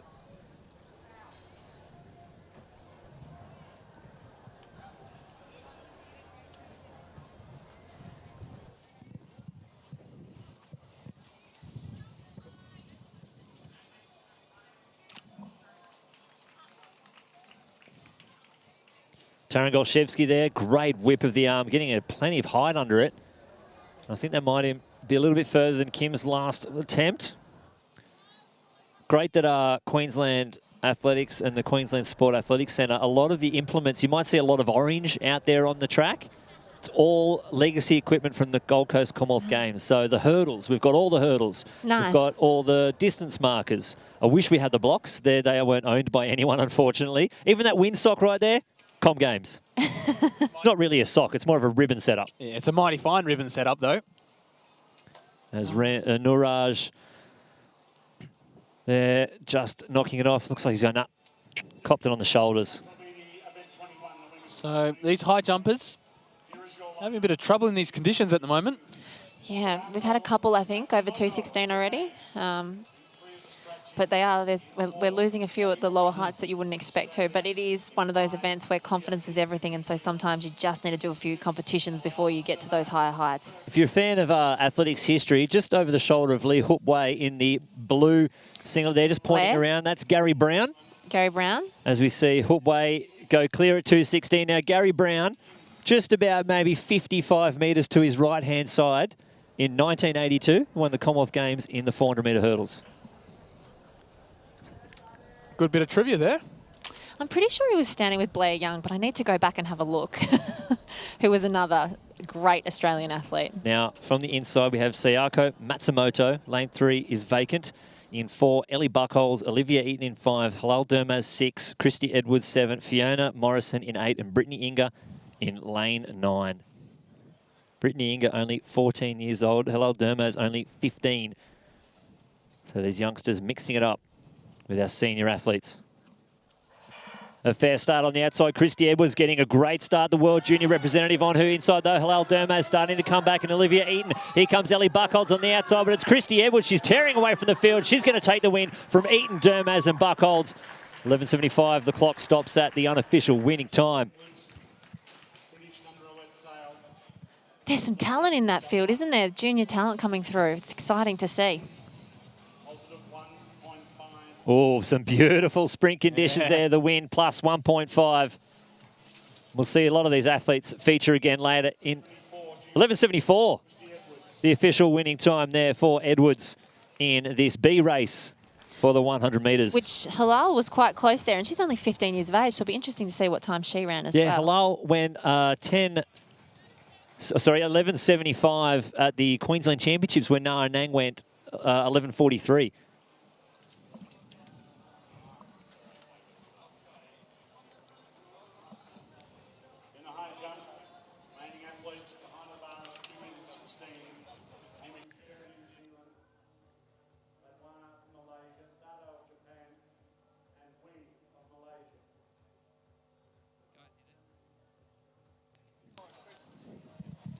As we see our lineup for the men's C race.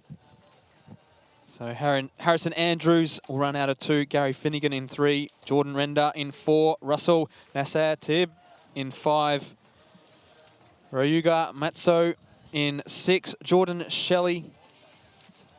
He's going to be scratching. I've just heard word from inside. Jonty Flotman will be in 8. Toshiki Takahashi will be in 9. And Nayuki Oshini will be in 10. Now, I do apologise if I did mispronunciate some of those Japanese names. It's pretty standard when I get an All-Australian start list. It usually goes that way, unfortunately. So, and if any of the athletes' families at home are watching the live stream, apologies.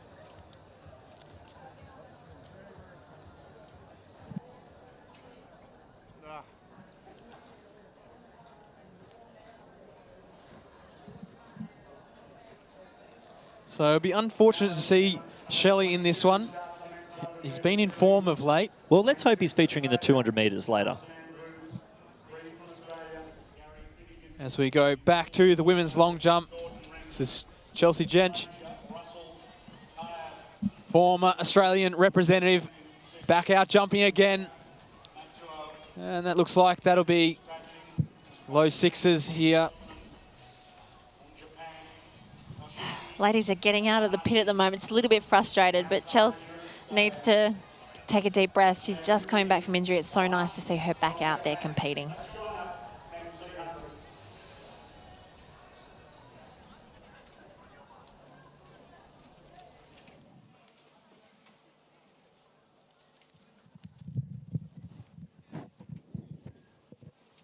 So 3 countries represented in this one. Australia, Japan and Malaysia.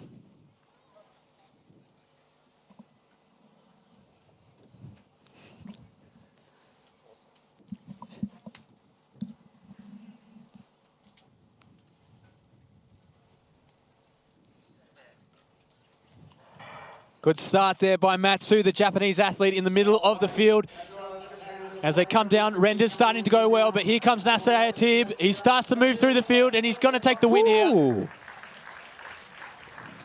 Didn't quite get it on the clock there, but it looked quick. Well, he'll be looking for a time under 10:49, which is his personal best. Now, if you throw yourself way back to 2015, there's a Tasmanian, Russell Tabe. Okay. He's now switched his allegiance to Malaysia. Yep. And he's part of the Malaysian team now. So he's equaled his PB there, 10:49. In a good bit of shape, though, and we'll see him run a 200. He's gone sub-21 this year.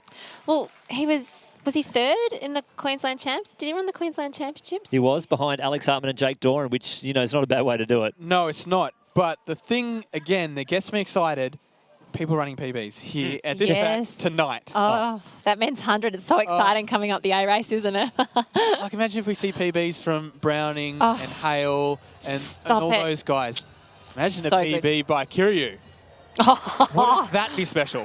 Anything under 9.98, I think anyone at this track classic watching would be ecstatic for.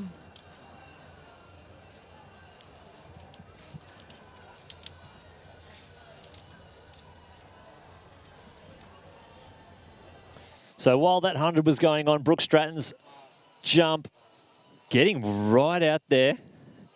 673 is what we're hearing. So it's the consistency of Brooke here that is showing us up. Last year, she jumped her biggest jump of the entire year in 2018 here at the Queensland Track Classic. It was down the other end of the stadium. I think it's 688 she got out there. And she was peaked then too. Let's think about that, because she knew that the home Commonwealth Games was coming. She was really peaked. At the moment, she's just, you know, she wanted that World Championship qualifier. She's got it, but she knows it's a long season. So here goes Naranang. Well, much better on the board that time.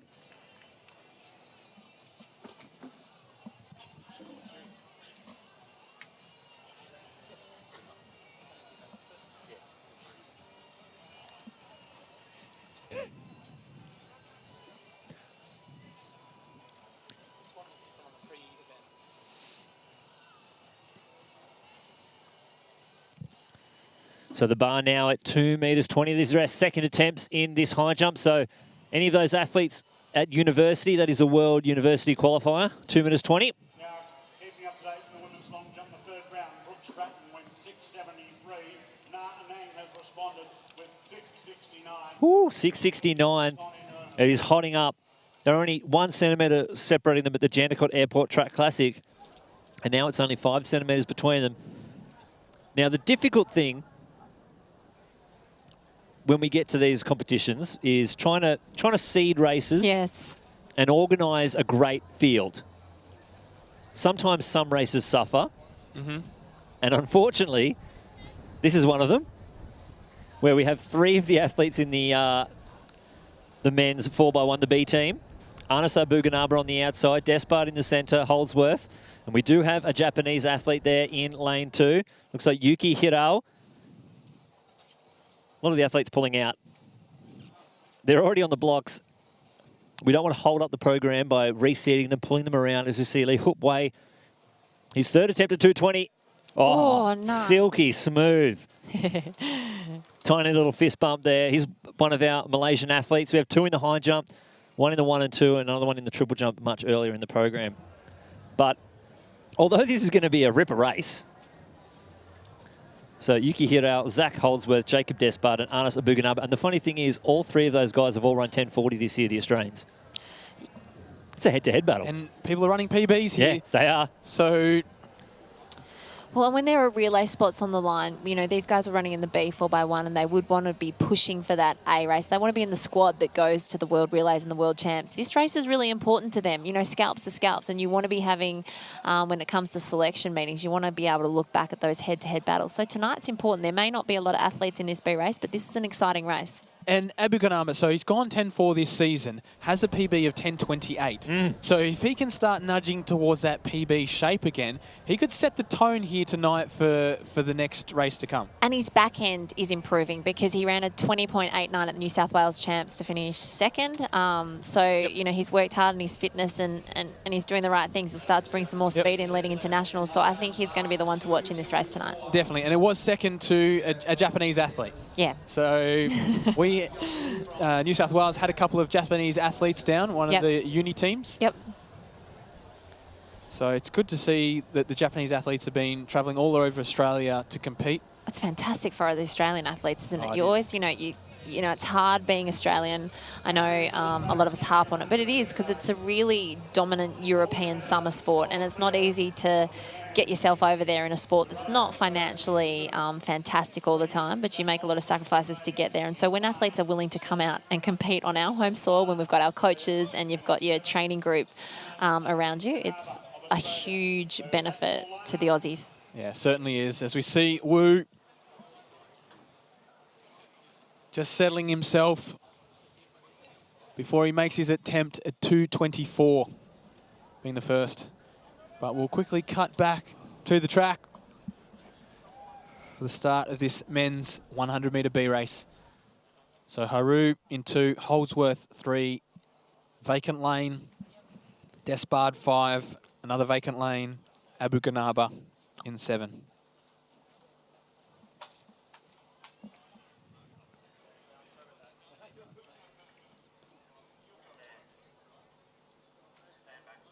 Oh, looked like there's a little bit of unsteadiness. The starter can sense the nerves of the lads. It's the head-to-head battle you're mentioning. Yeah. This is where a little bit of mind games might even come into play. It looks like they're talking to Despard there at the moment.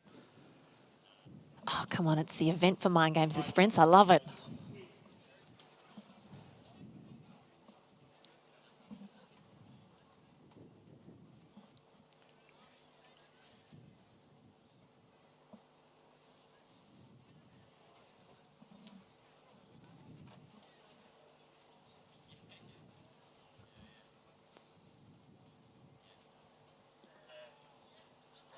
So Hairu with the better of the start, the Japanese athlete. Holdsworth trying to go with him, as is Despard. Here comes Abuganaba, but Holdsworth and Ryu, Abuganaba, it's going to be Holdsworth. 10.40 unofficial on the BLK clock. Again.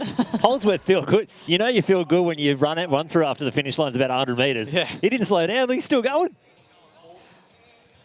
We'll wait and see. Oh, the wind. 2.0 wind, so it is legal. We'll wait for that official time. Oh, 10:38. And there it is. That is the sub that he is after. Good job. And just a really relaxed run, especially with the way that Hirao got. He blew him out of the blocks, the Japanese athlete, over there in lane 2. Bit of a stumble from Despard in the centre. And Abu Ghanabi, he looked like he got a bad start out of that one. But Zach's looking really nice. In all of his races through this summer, he's looked so relaxed. And that's the thing that I like about watching Zach run, which also suggests that he could actually be a nice 200 just metre. Stable. Yeah. Maybe 400 metre runner, but we won't do that to him just yet. No wasted movement there. No, definitely not. But again, I've said it before, another personal best in the men's 100. I am licking my lips at this men and women's A races. I just want to continue to see PBs. I love seeing it. I love seeing athletes go the fastest they've ever gone before, to perform better than they have. Well, it's just special. It's nice to watch and witness and almost be a part of it as well. Should tell the athletes to enjoy them too, because they don't happen all the time. Certainly don't. As we see Zench, another jump out there. That might be just a tick over or maybe even under the 6 on that one. Yeah, Chelsea just needs to get out there and just keep competing and just get used to it again. Make sure that she's pulling up okay after every competition and that her body's holding up okay so that she can start to get that work back in and get used to being back out there in the pit. Now, this is what I like to see, a full field, 2 to 10. We've got a 10-lane track here in Queensland all the way around. Well, it's a stacked field. I mean, it's not like the days where you had the Freeman versus the Hewitt versus the Gainsford Taylors, but these are the ladies that we could see potentially becoming that trio. You know, there's a lot of talent in there, and the faster that each of them are going, each of them are having to step up. I mean, when Celeste Mucci beat them in Canberra, the others couldn't have been happy, so they've had to step up at their state titles, and we've seen some fast state title runs. Now we'll go through our start list. Our South Korean in lane 2, Dasil Kang in 3, Commonwealth Games representative Larissa Pastanatsky in 4. She's coming into some fine form running PBs. Nana Owusu Afriye in number 5, the fastest, or now I think it's the 3rd fastest strain over the 100 metres this year. Celeste Mucci. Zoe Hobbs, she's run 11:37 this year, the New Zealand champion. Yeah. In lane 7, Riley Day stepping back out on the track for her 2nd run this year. Brittany Burkett, she's running PBs. She's gone under 11.6 this year, the Victorian champion. In lane 9, Ash Whitaker. She's been running into some fine form, 11.7 at the Queensland Champs. And in lane 10, the Queen of the Pacific, Toya Whistle. A lot of country representatives in this field, and they're coming at it from a different angle. Some of them have run personal best this year. Someone like an Ashley Whitaker has been a national champion in the past and is coming back into form, but they're all around the same mark. You know, there's the 11.58 by Maddie Coates has a PB where she ran it down the back straight here last year, and Brittany Burkett's run PBs, and Nana was pretty close. So around that 11.6 mark, it's pretty tight. I think the only one that's a standout in form-wise at the moment would have to be Zoe. We just saw a 2:24 first attempt attack by Sang Hyok Woo from South Korea, so it's on its way up to 2:27 shortly. So Christy Edwards already gone 11.75 earlier this evening in the B race.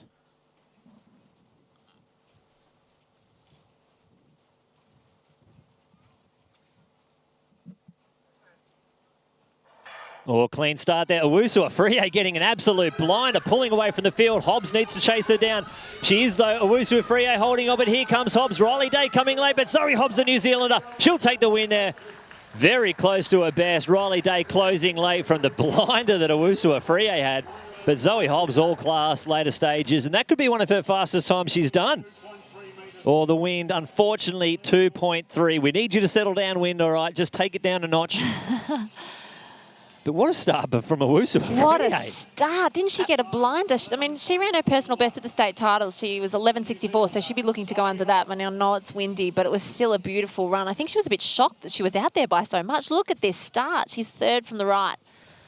Oh, she just gets that first foot down so quickly. Yeah. She does, and it messed with Celeste because Celeste knew she was having to chase her, and a lot can happen in 100 metres. And Riley Day, who's just coming back into form, she's actually said that she doesn't feel comfortable at the 100 metres at the moment. She feels a bit better at the 200, which is pretty natural. She is more a 200-metre runner, but that looked pretty good, that don't showed you think? For that 200-metre, the comfortable. Yeah. She was coming home strong and relaxed as well, knowing that it was happening. Obviously, a bit of a turnaround last year where Riley was in front of Zoe at the Commonwealth Games trials. Yeah. But, you know, 2nd race of the year, surely she's feeling good. But you know what we want from Riley is she's a young athlete and she's transitioning into that seniors. We still got to remember how old she is. She's still so young. She's not even 20 yet. So she's had some problems with her body last year. We saw her go to the World Juniors and she just wasn't right. So she's had to take a big step back just to make sure that she could run pain-free. And so she had a few months off where, you know, she just tried to get that body right. And she's changed coaches. She's now training up here in Queensland with Paul Pearce. And she said that she's just happy that she's not running with any pain at the moment. And that's, you know, that's what we want to see with Riley, because she will get better. As we see on the screen, there's Kiryu next to Browning. So, I like this lineup. Cambridge, Hale, Kiryu, Browning, all in a row. As we go back to the women's long jump, it is Nara Nang. She rocks back. She charges down the runway. She's up, and the crowd are happy. Nara looks reasonably happy. Gives a nice wave to the crowd and the camera. So that looks like that's around that mid-6, 6'5", 6'6" sort of range. But what can we do about these wins?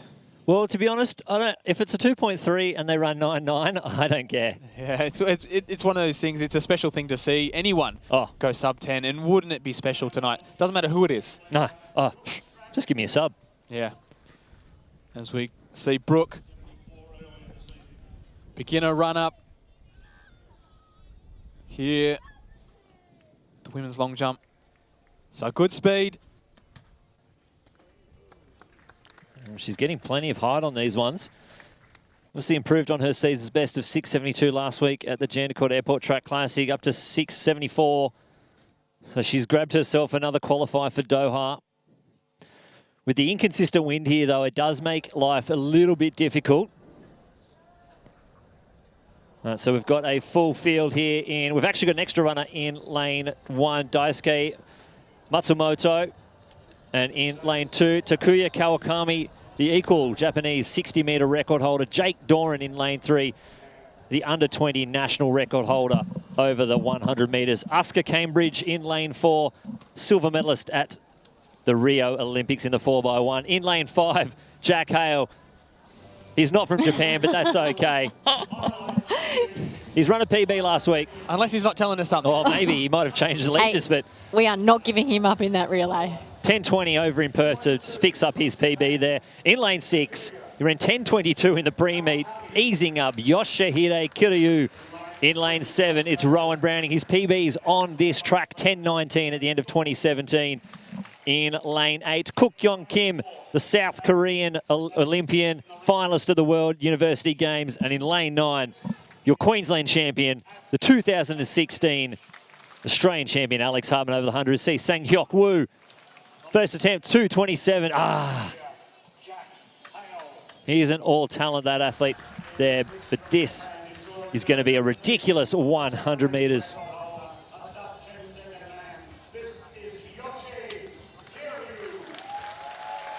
9.98, the first Japanese athlete to go sub 10 seconds.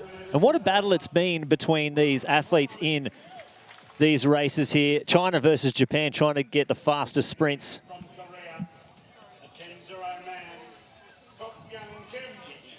And Japan's having a good run of it at the moment in both relays and individually now.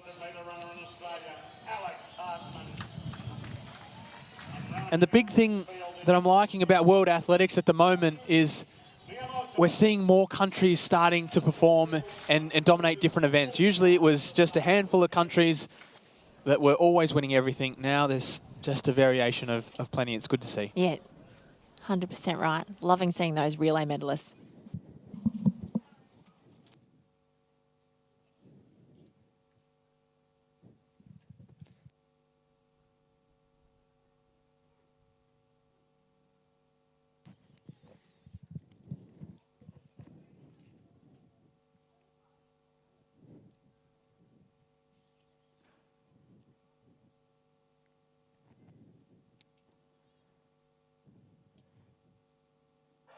Off and running, Kiryu getting a great start on his outside. Rowan Browning, it's Browning and Kiryu, shoulder to shoulder. Hale trying to fight back. Kawakami's coming, and here comes Rowan Browning. And Kiryu late on the line, it's a big dip. The clock, 10:08. I don't know who got it. That was close. That was close. 10:08. Plus 2.0. We'll wait for the time. But legal win. Browning is stoked. What happened at the end? It was like a little bit of an awkward little trip there, but 10:08 officially for Kiryu. So we'll wait for the time for Browning. Shoulder, shoulder. What a race. This is the 0809, or 10:10. It's a qualifier. It's got to be the same time. Got to be. Or at least 10:09. I think we've got Browning, a qualifier here. I think we may have seen one. They're taking We'll their wait for the time. official time, but boy, oh boy. Wow. Oh, it's so good to see Australians sprinting like this again.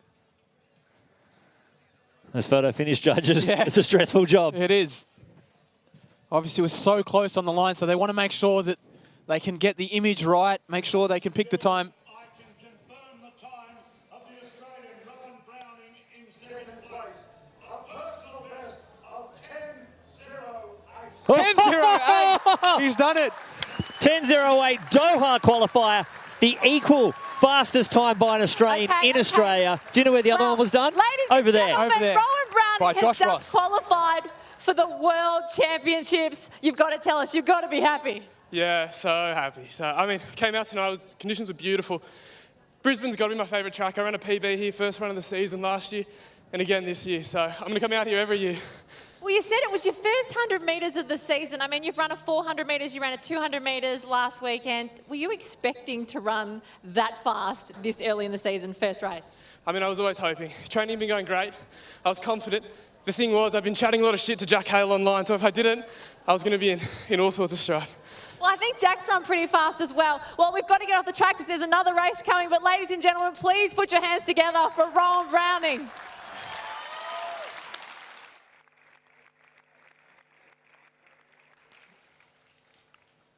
Oh, boy. What a run. I'm just trying to come down. I don't know what to do. Where do we go? What's next? Oh, wow. So it'll be interesting to see what the times were of the other athletes. So we'll have to wait for results to try and come through, because if Browning's run 10:08, these other athletes have run fast. So we'll wait and try and bring you those results. In 3, Nairi Hamilton. In 4, Bridget McCormack. In 5, Akira Ayma. In 6, Kira Moore. In 7, Ali Rutherford. In 8, Macy Lynch. In 9, Alicia Cam. The outside, Georgia Humphreys.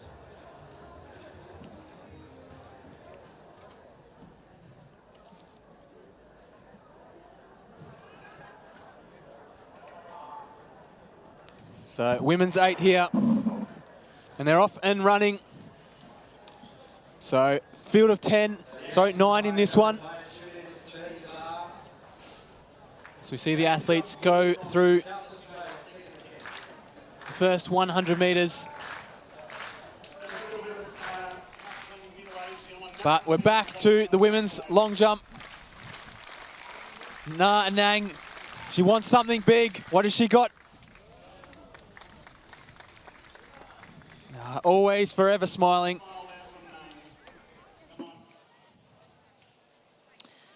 So we go back to the women's 800.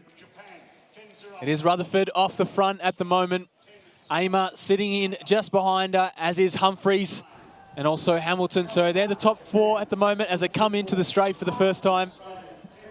And a lot of these girls won medals at the state championships in varying age groups. I know that Rutherford won the under-18 in 2:10, so she's probably one of the ones to watch in this race. And she looks like she's running freely and smoothly out the front there. She looks quite comfortable. It's hard from the front, but she's looking good, long, rangy style, and it's not going to be easy. There's other athletes in that field with similar times. I know that people will be looking at Ayma, who's got a 2:10 also and won the under-17 champs.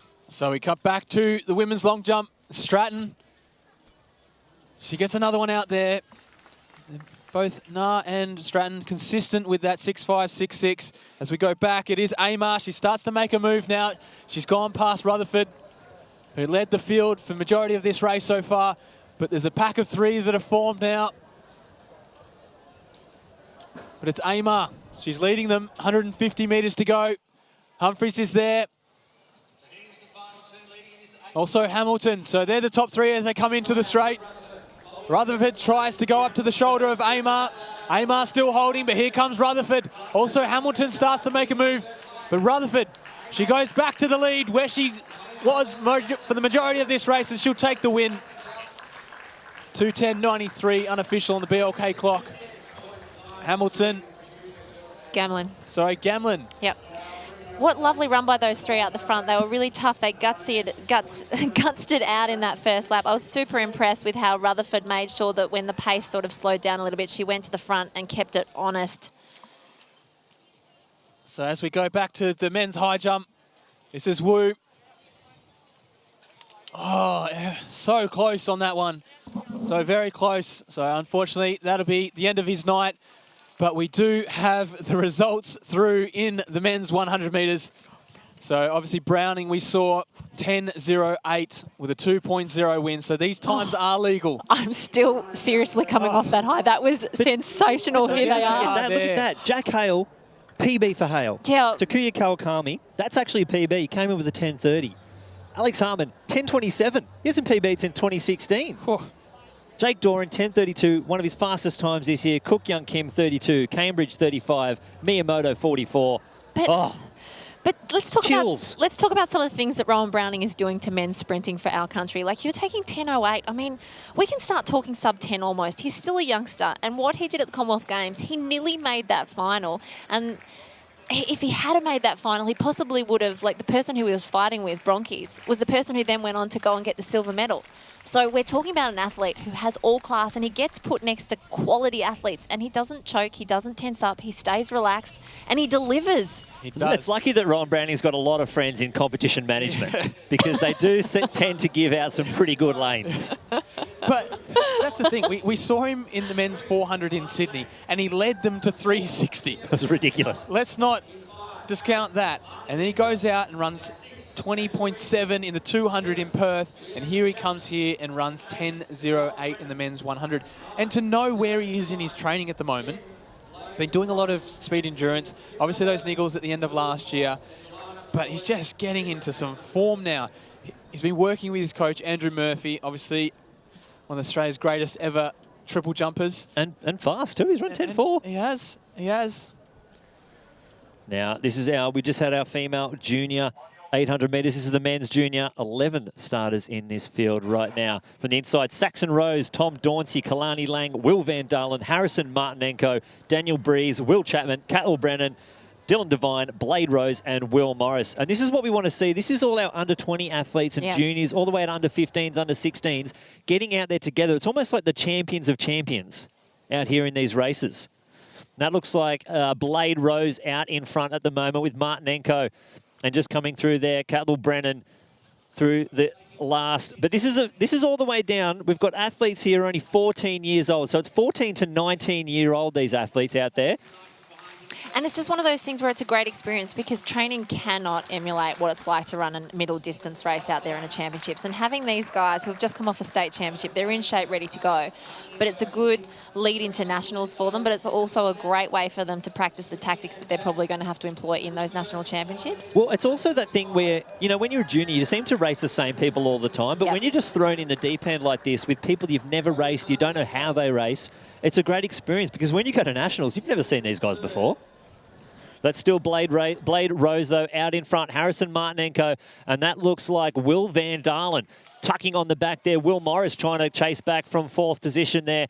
But it's Blade Rose, Martinenko, and Van Dalen with 200 metres left to go in this junior 800 metres. It's from the gun still. It's Rose, Martinenko, and Van Dalen with 170 metres left. Will Morris still holding down fourth position. We're going to see who can turn into this home straight. Rose, his younger brother's in this same race.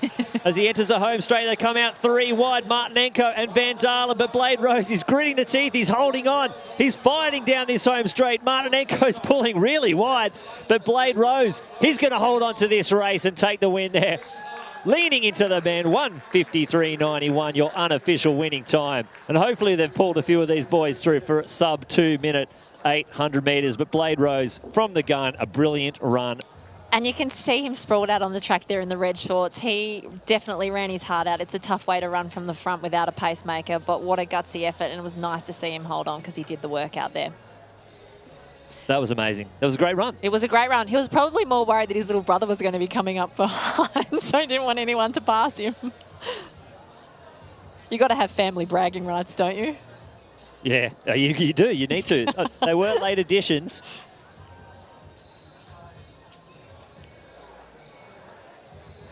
And I know researching the field, it was nice to see what some of the boys had done at the state champs. It was nice to see some had dropped back into that 400 and still medalled as well and kept their speed up. You know I love to see an 800 runner who can still run a decent 400.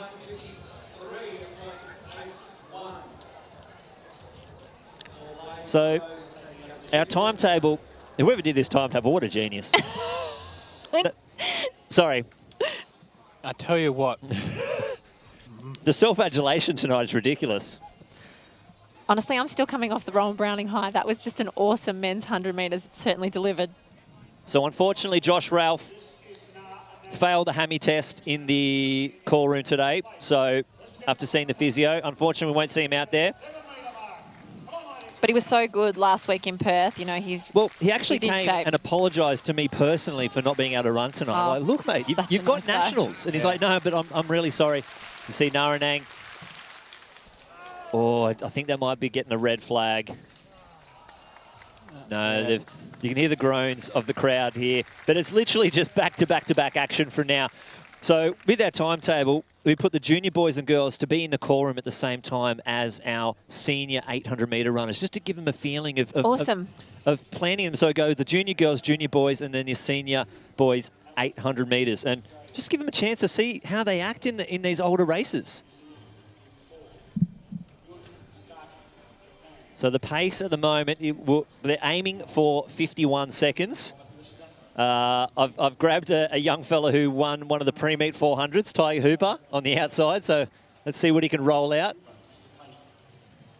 He said he could do it. Okay. There's a couple of athletes who'll be looking to go fast. Obviously, Cohen featured well over in Perth, running a personal best. Lister is out there, the former Australian junior representative. He's been running well. Mason Cohen, 1:47.04. Jun Matake, who paced the race in Perth last week, actually running for himself this time. So from the inside, it is Pettigrew, James Preston, Jun Matake, Mason Cohen, Robert Lister, Grant Muir, Jared McAuliffe, and Tag Hooper. And that's Hooper on the outside. He'll need to get a wriggle on if he wants to get out in front. But Mason Cohen looks like he wants a fast race. And there's Hooper. You know, that's probably a little bit better. It is supposed to be even-paced, getting out in front. And I'll need to get that stride out there as they go through. Let's hope someone can get on the back of that pace. That's Alex Pettigrew at the moment and Mason Cohen. And I'll let what's it like working with a pacemaker, Tamsin? I've never had a pacemaker in a 400 metres. Well, sometimes it can be a bit off-putting if they don't do it smoothly, but he seems to be doing a great job. It just, at the crossover then, it looked a little rough. You saw hands on the back and they're all trying to find their position, you know, but they look like they're in their spots okay, and he's done a pretty good job. It's an interesting one because there's a lot of pressure as a pacemaker to go out there and perform because there's all these other athletes in the field that are relying on you to go through in a time that you've been asked to do, and they're expecting you to do that. So they're not really out there thinking too much about how fast they're going. They're trying to be nice and relaxed, keep the rhythm, all that sort of stuff, and just relying that pacer is going to take me through it at that time that we've asked. What was the pace set at? It was 51, but that was for Josh Ralph, so I'm not sure if the field was ready to take it on. But as Pettigrew starts to fall back, Mason Cohen, fresh off a PB from last week at the Jandakot Airport Track Classic, and look at that turn of speed. Pumping the arms. This looks like a 400-metre flat sprint. Robert Lister trying to close that gap as they come around the home straight here. It looks like James Preston just behind on the outside, but it's going to be Cohen leading this field into the home straight. from Lister. Lister on the outside's got a blistering finish. Coming back behind is also Preston. It's Mason Cohen, the knife hands working hard down the home straight.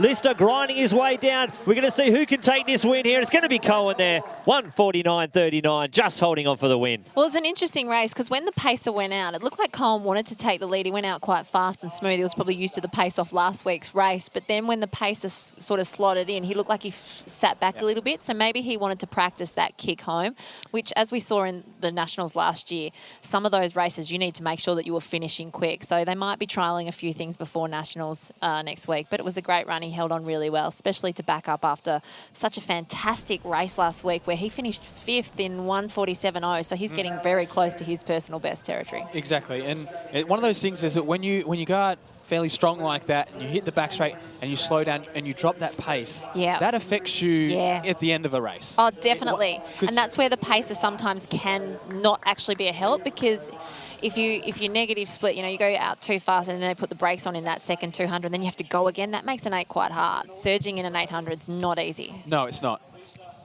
So we have a great field out here at the moment, getting introduced in our men's and women's javelin. In the men's javelin, William White, Liam O'Brien, the world under-20 champion, Nash, Lois and Hamish Peacock. And I'll just run around and get myself a start list for this women's javelin. But Kelsey Lee Barber threw her PB here last year in 2019. And Catherine Mitchell, absolutely stunning athlete out there. The world leader by over a metre in that event.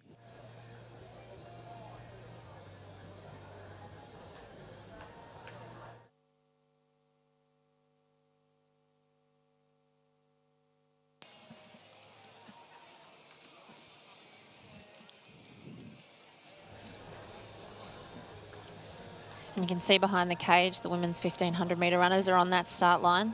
It's an interesting event, the women's 1,500 at the moment, because we've lost a few of our stars from the past few years. They're not out there running. They're all coming back from injury. So it's a chance for these young ladies to step up and make a name for themselves. Yeah, because there was a period where the women's 15 was fantastic. And it sort of shifted to the women's 8 now. Yeah, we've had a resurgence of women's 8. There was a period where it sort of went down a little bit. Back in your day, obviously, it was super strong. You had people pushing, and then it sort of dropped off a little bit. And now it's coming back. Isn't it? And it's on fire. And now the only thing you have to do with middle distance, you have to be willing to put yourself on the line and be brave. And it's a hard thing to do. And there was a milers club during the week in Victoria, and Katrina Bissett, who in the Victorian State Championship, she put herself on the line and really attacked it from the front. And she was rewarded at the milers club when there was a pacer in the race and a couple of other ladies around her. She was rewarded with tucking in and then pushing home hard, and she ran a 2:01.29, which is just 27, I think, which is just a ridiculously fast time and a huge personal best. And it was so lovely to see somebody who has been being brave this season rewarded with a fast time. Yeah, and I watched the replay of that, and she attacked it. Yeah, she went after it. And Georgia Griffiths looked good too in second. She looks like she's just getting better every race. So it'll be interesting to see how Nationals plays out next week. But in this women's 1,500, we have quite a good field of a lot of juniors who are going to make that next step to see if they're going to be those athletes on that plane to world champs and Olympics in the future. So we'll just roll through those hip numbers again. So Kwon in 1, Urbasher in 2, Fane Ryan in 3, Hiscock in 4, Croft in 5, Price 6, Hanson 7, Murray 8, Hancock Cameron 9, Green 10, Wichard in 11, and Cox wearing number 12. It always interests me in races like this. They're still fast enough, but Jayla Hancock, Cameron, you could just see her at the 200 mark looking at her watch. Like it's an interesting thing to do, how the ladies or the girls look at their watches to see what time they're running. I don't know. I obviously do it in a 400. I wouldn't have time to. I couldn't multitask that well. That's the issue. But obviously, with distance running, I'm assuming that is she just running through that first 2 and going, how have I gone through the first 2, making sure I can hit my splits? Yeah, it's that pace judgment. You want to get it right because obviously, and you really want to get it right in a 1,500. In an 800, it can get ugly, but in a 1,500, if you really stuff it up and go too fast, it can get really ugly. But I mean, you can tell in this field that it's not too fast because they're still quite bunched up. Yeah. And that's another thing. You might look at it and go, okay, radio, let's pick up the tempo, ladies. So it is Cox, the pacemaker, off the front at the moment, doing a great job of it. Hanson just sitting in behind her. Georgia Hansen trains with Georgia Griffiths, who I just mentioned earlier, who came second in that Milers Club and runs 800 metres and ran so fantastic in the 1500 at the Commonwealth Games as well. But Georgia Hansen finished 4th in Sydney and looked really good. She's not afraid to push the pace. She's a nice mover and she's sitting there in second and looking very comfortable at the moment.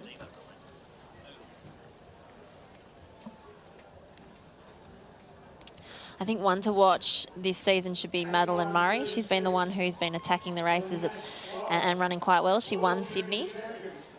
She has a 2:03 800 personal best, so she's one that probably, and she's, as I say that, she's just hit the front as the pacer drops out. So wearing number 8 on her hip, Madeline Murray. So a bit of a breakaway starting to form now. So that is Murray, Hansen and Hancock Cameron. Had a couple of pull-outs. That pace has really picked up. You can tell when the field stretches out like that, you know that they've really started to throw in a fast lap and make the breakaway. Madeline Murray's a very confident athlete this season. She's got a 2:03 personal best, a 4:10 personal best, which she did in the Milers Clubs in Great Britain. So, yep, so we have gone from 12 runners down to 9 currently. So Murray, Hansen and Hancock Cameron are the top 3 as they get the bell. It's Murray off the front, Hansen trying to chase up.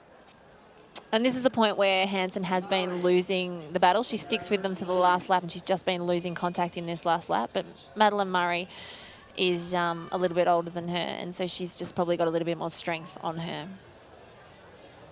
So she's doing a good job of it as she goes down the back straight for the final time here in this women's 1500 metres. Hansen still pushing on. Hancock Cameron's there. She starts to close that gap on Hansen a little bit, but Murray extending this lead here. 150 metres to run. And she's running beautifully, Ben. She's nice off the ground. She's really using those legs well. And it'd be nice if she had some help in that back end because she could run a super fast time, I think. She's in great shape. Yeah, it certainly does make it hard front running, but she's doing a superb job of it at the moment. The athlete from Great Britain, she's going to run down to the finish line and take the win here. As we look at the clock, it's fast, so 4:12:15 unofficial on the BLK clock. As we see Hancock Cameron, she'll take second here, and Hansen will be back in third. So some good running there by Murray. Well, when you consider the pace, the tempo wasn't on from the gun. They really worked that back half of that race really hard. You can tell she's done a lot of work and she looks fantastic. I think it's only a matter of time before that 4:10 personal best gets smashed. Yeah, I happen to agree with you there as we see the last runner come across the line in Fane Ryan. Look at the pain. That just basically says how tough middle distance racing is right there. The ladies left it all out there on the track. Especially when the winds are up still. So obviously we saw the 1.5 to 2.5 winds in the hundreds. When you do that, it means you have to run into it as well. You may get it as assistance, but you have to run into it, and it doesn't even itself out, especially when you're running a 1500 metres. As we see Kelsey. It's good to see Kelsey back out there in the women's javelin. Silver medalist at the Commonwealth Games last year. Wasn't it nice seeing 2 Aussies on the top 2 of the dais? Is married now, so Kelsey Barber. Yes, married her coach. Yeah, Mike Barber. I wonder how that'd go, being married to your coach. That'd be pretty tough. What about this superstar? Where do we start? Yeah, how long have we got? I know. I'm sure this stream runs long enough for us to talk about Catherine Mitchell. But she's on the runway here in this women's javelin throw. And she rocks back, releases, gets some height on it. Maybe a little bit too much on that one. You know, her season last season was nothing short of amazing. The way that she came out for those Commonwealth Games and that first throw, area record, wins the gold medal. I think if you were in that stadium that night and you didn't get emotional watching her throw, you don't have a heart. Yeah, it's one of those things. It's always a special moment when you're in the stadium. And it doesn't matter what stadium it is, what major it is, but if someone, a hometown athlete wins, it gives you tingles.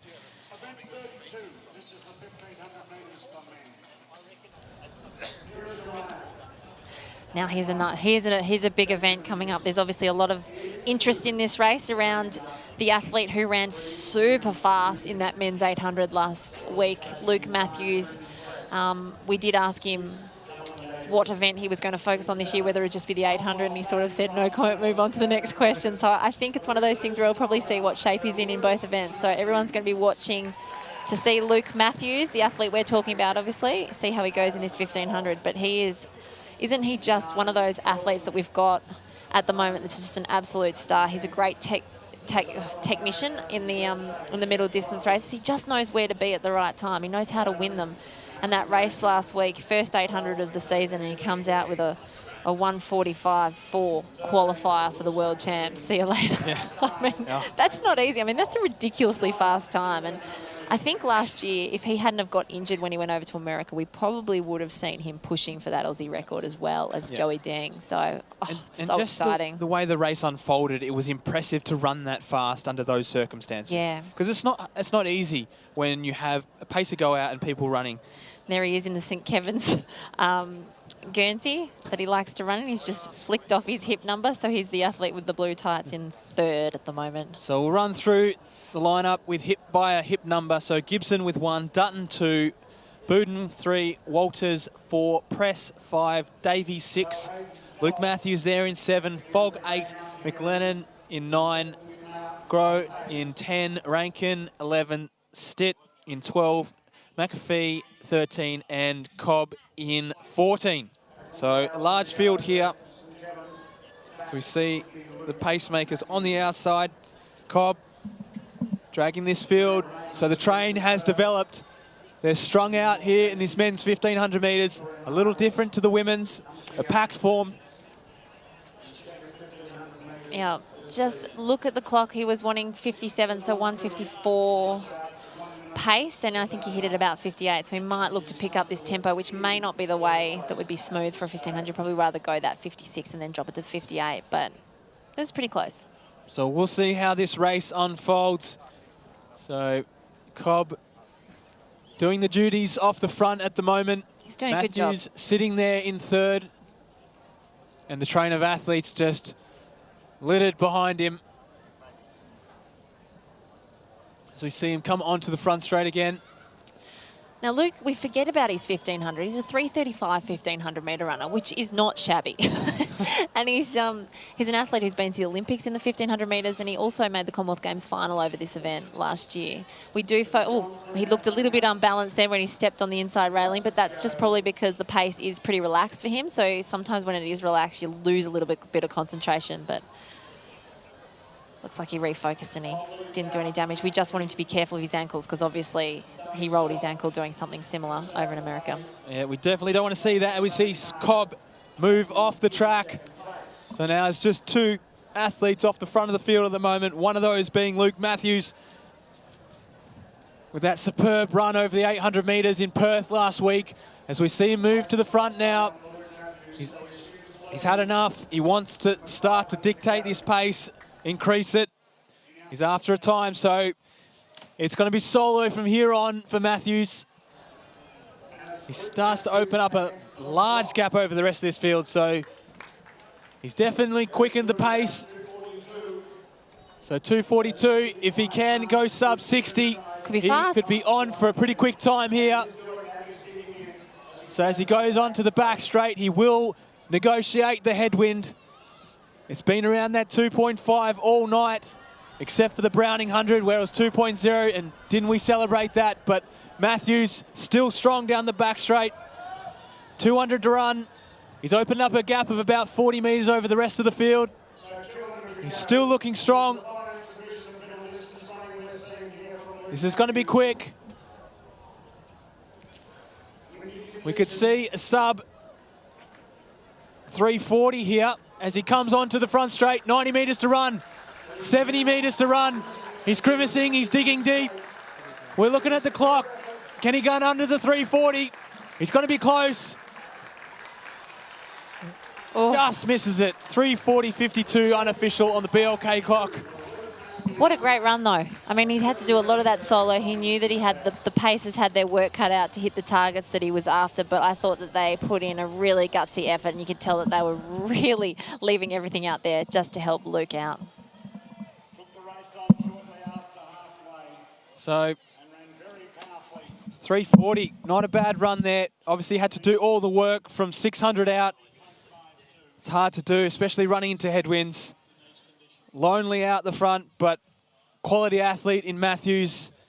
Really showcased how good he is. Because the athletes behind him, definitely no slouches.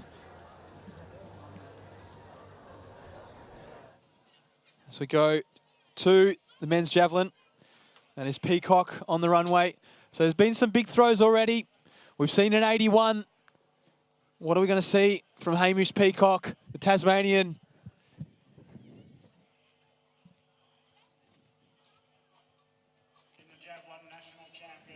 So he has thrown big before. He is the national champion.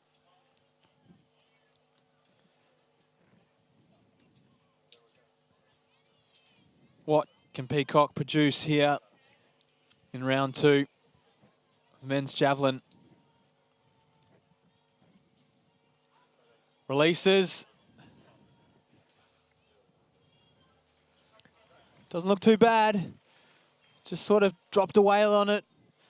He motions towards the coach, just leans forward, so he knew where the mistakes were.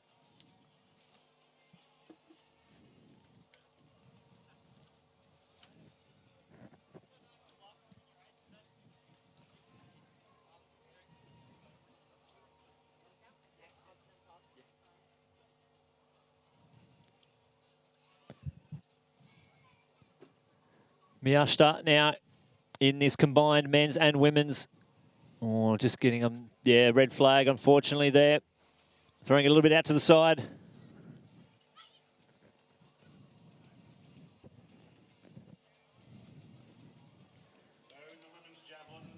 Umpire there catching the little tiptoe on the line. Straight onto it. Yep. Kelsey Lee Barber.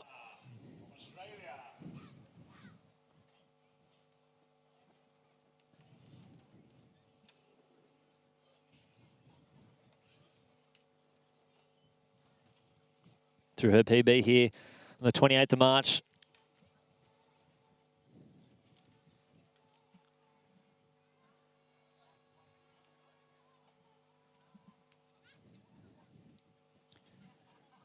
Oh, she's plenty of height behind that one. So that's starting to get out near the 60-metre mark. First Jav comp for Kelsey? I believe so. This year? Kath Mitchell up next. Longest throw of 2018.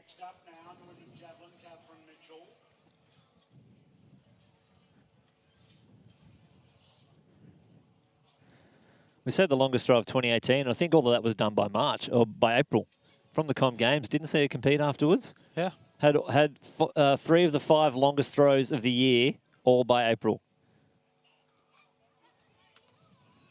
Oh, the arm speed is just another level. Yeah. Gets a lot of height again. She did it in the first round. And just the headwind, though. It is difficult. Headwind Jav.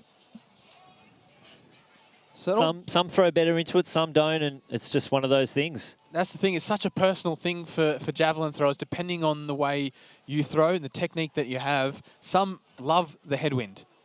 Others, not so much. So, as you see there, just gets the tip of the javelin up a little too high. So, the wind catches that one. Now bring it down. Tori Peters, the New Zealander.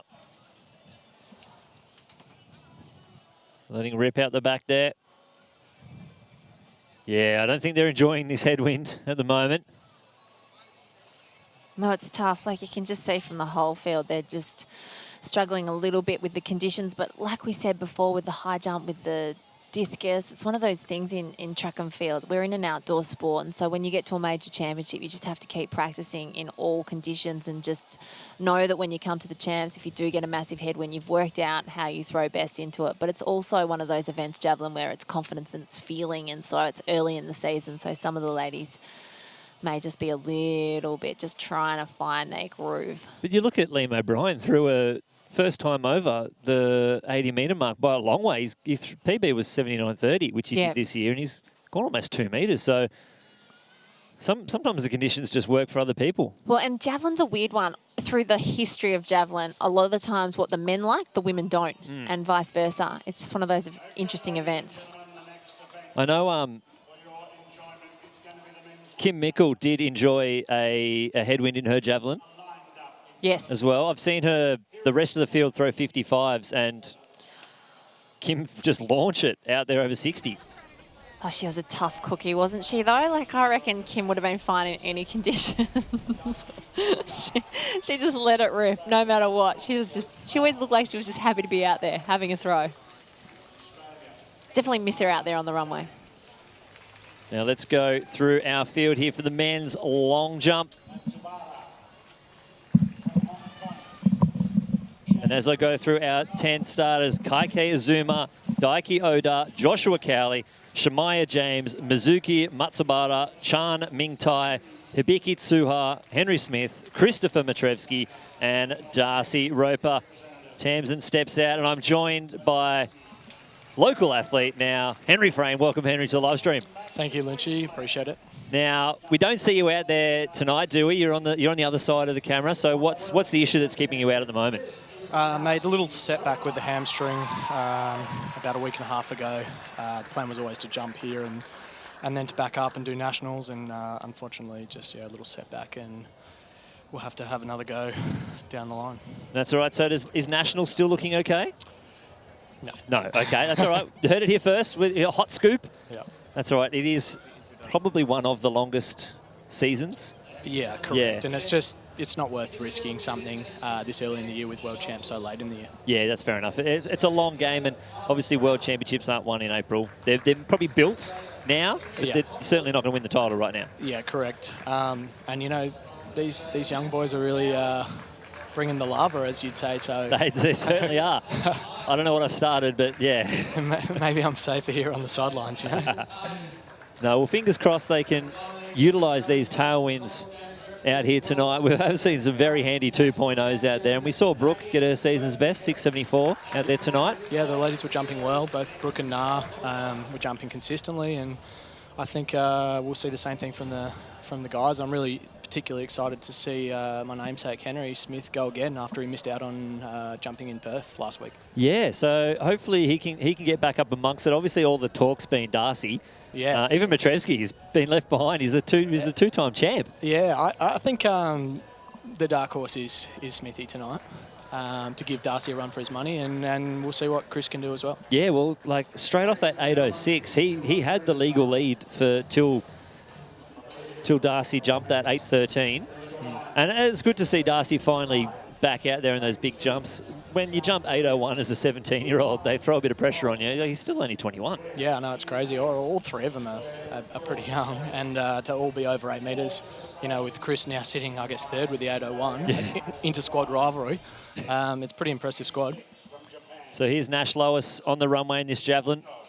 We've got 2 World Under-20 Championships competing tonight. Ash Maloney featured in that 400 metres, and Nash Lois here in this javelin from Charters Towers. If you don't know where that is, Google it. It's probably about 2 hours west of Townsville. And he's getting it right out there. The up and under, that looked like.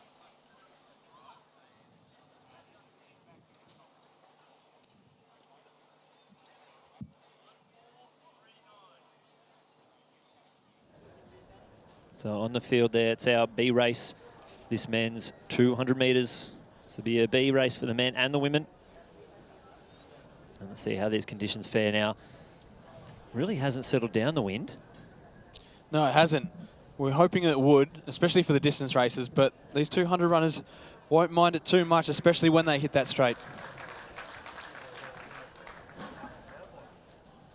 So away from the inside, Mo, Shelley, Romanen, Miyamoto, Nasser, Tabe, Takasi and Bedford. As they come around the bed, it is Takasi, the Japanese, who'll lead them into the straight. Nasser Tabe, he's there as well, as is Miyamoto. At the moment, it's Takasi. He's running away with this one. Nasser Tabe is trying to push him. He's going to be close on the line. 20.75 unofficial on the BLK clock. Ooh. So Takasi from Japan. He led him into the straight, and he's run away with this one. They're just dealing out 2.0s. This is perfect conditions tonight, isn't it? Wow, and that is a huge PB. Russell Tabe, 2094 coming into this race. He's not too far behind Takesi here. I'd give him maybe a 76. Oh, I'll give him a 78. Well, it was 76, the winning time there for Takasi, so, or maybe 75, sorry. So, you know, you probably heard that, so that's when you made your guess. I understand that you're cheating a little bit. That's okay. It was 75 across the line on the BLK clock. The BLK clock. Pretty accurate, that clock. It's doing well. There's a big contingent here of Japanese javelin throwers. Man, if we keep these 2.0s just rolling,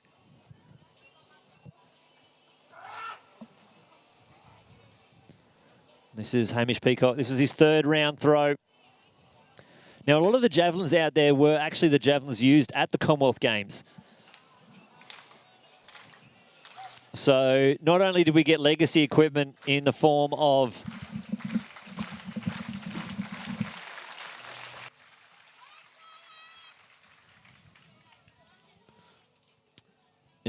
windsocks, measuring devices. We've also got a couple of javelins, plenty of shot puts and disc guys. Kelsey Lee Barber, silver medalist on the Commonwealth Games. And she lets that one rip. Speaking of silver medalists at the Commonwealth Games, Henry, when you were lining up in the qualifying, did you feel like you had an 8:34 in the legs? Or if let's rephrase it, did you know you were going to do it right then? No, most certainly not. I had a pretty rough preparation leading into the Commonwealth Games with 3 muscle tears in about 12 weeks leading in. And so, no, I basically I did a little calf tear about 4 days before the qualifying. And the night before the qualifying, I was lying in bed icing, and I wasn't sure if I was, going to even get off the board without tearing it worse. So certainly didn't think an 8:34 because, in all honesty, I was sort of just trotting down the runway. It was far from 100%. Yeah. Could be it. Yeah, you probably don't want to purposely tear a muscle every time you get out there. No, but no, I wasn't. I certainly didn't think there was going to be an 8:34 in me.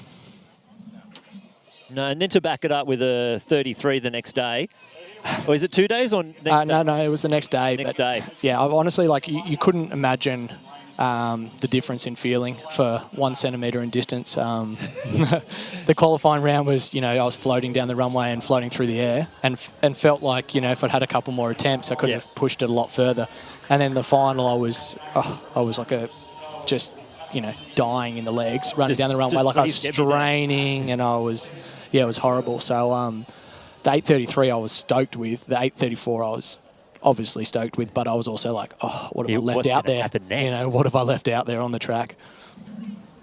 Now our 200-metre B race here from the inside in lane 3. Halal Dermaz 4, Christy Edwards in 5, Ellie Buckholt 6, Toya Whistle, and in lane 8, Elise McNiven missing the South Korean athlete Da Seol Kang.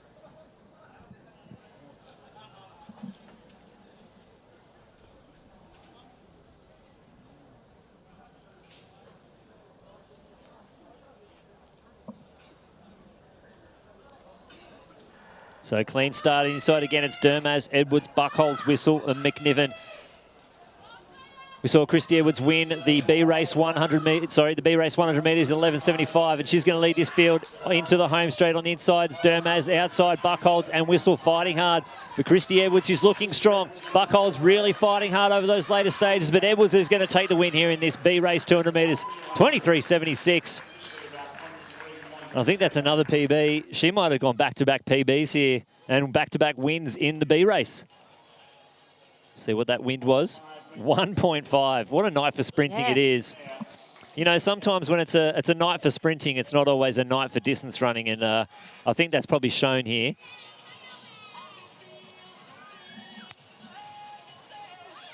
Lynchy, I see you looking over towards the long jump bit there, mate. You're intrigued to see what's going on over there. So am I. We'll see how far they are down the order. She's sprinting nicely, Chrissy Edwards, at the moment, isn't she? She was a talented junior, and it's good to see her getting back into the form that saw her make teams as a junior. Yeah, well, part of the World Under-20 Champs team.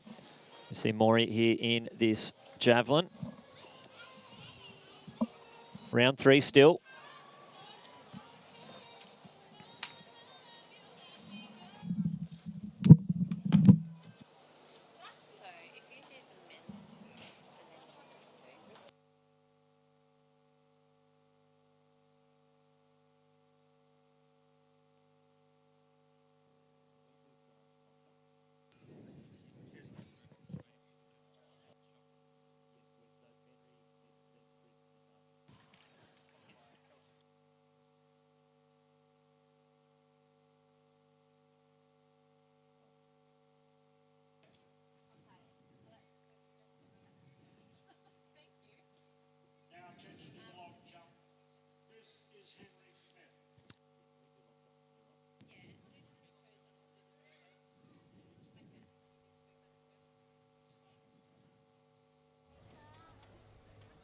So on the runway now, Henry Smith. Hat on backwards. Yep. Not wearing a grey singlet like half the other guys that train down there.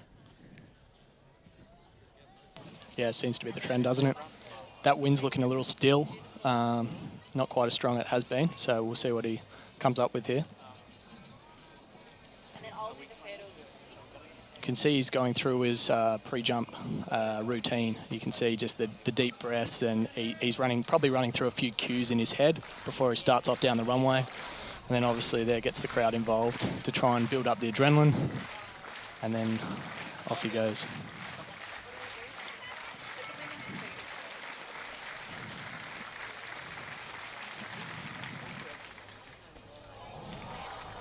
Oh, he's happy with it.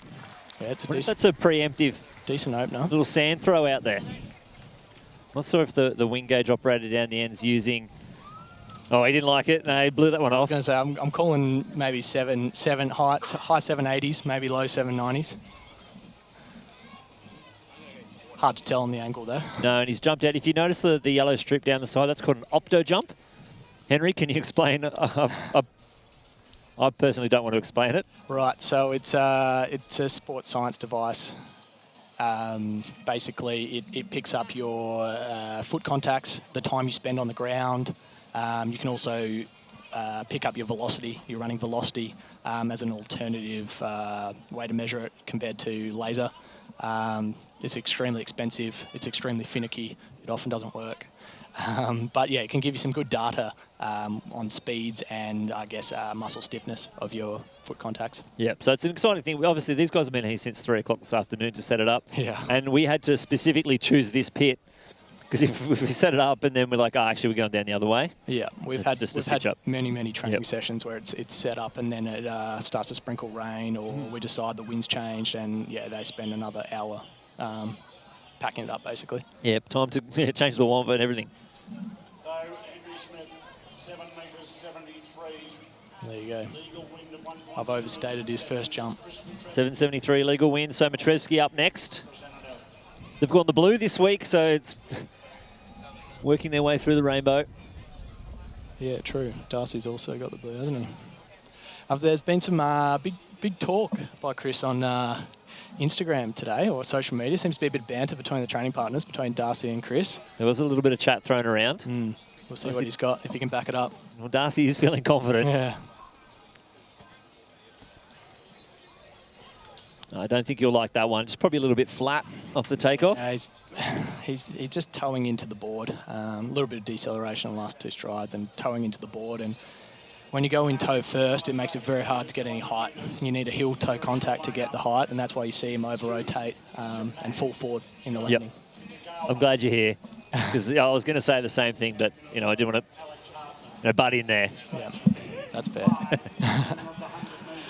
It's just looking like that wind's dropped quite a bit here, so it could be a case of they've done their run-ups with a nice tailwind, and then you start the competition and there's no wind, and it can often throw you out by a foot or more.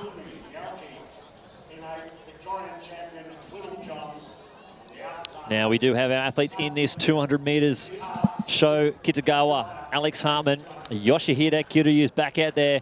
You can't forget Kenji Fujimitsu on the outside. Naoki Masafumi, Will Johns, and Yeha Lee. As you see Darcy Roper first attempt. Man, athletics is hard to pay attention to everything all at once. He's pumped.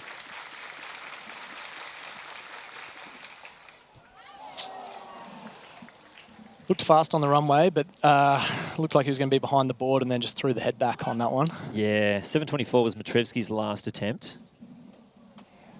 I'd say that might be just behind Henry Smith.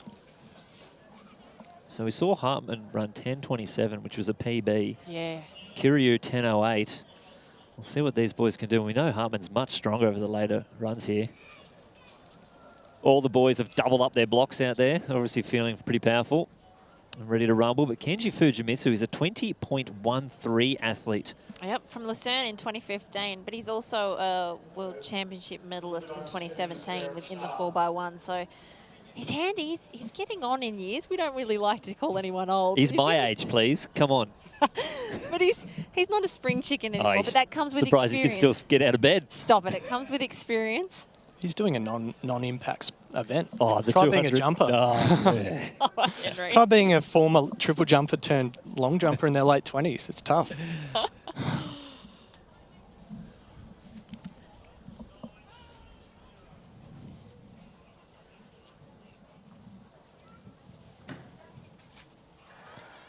So clean start there. Kitagawa, Hartman, Kiryu, Fujimitsu, Naoki, Johns, and Lee. Looks like Hartman may have stumbled a little bit, but it's going to be Kiryu leading this field into the home straight on the outside. Lee from South Korea, but it's Kiryu in the centre. Fujimitsu, here comes Hartman out in lane 3. He's flying home.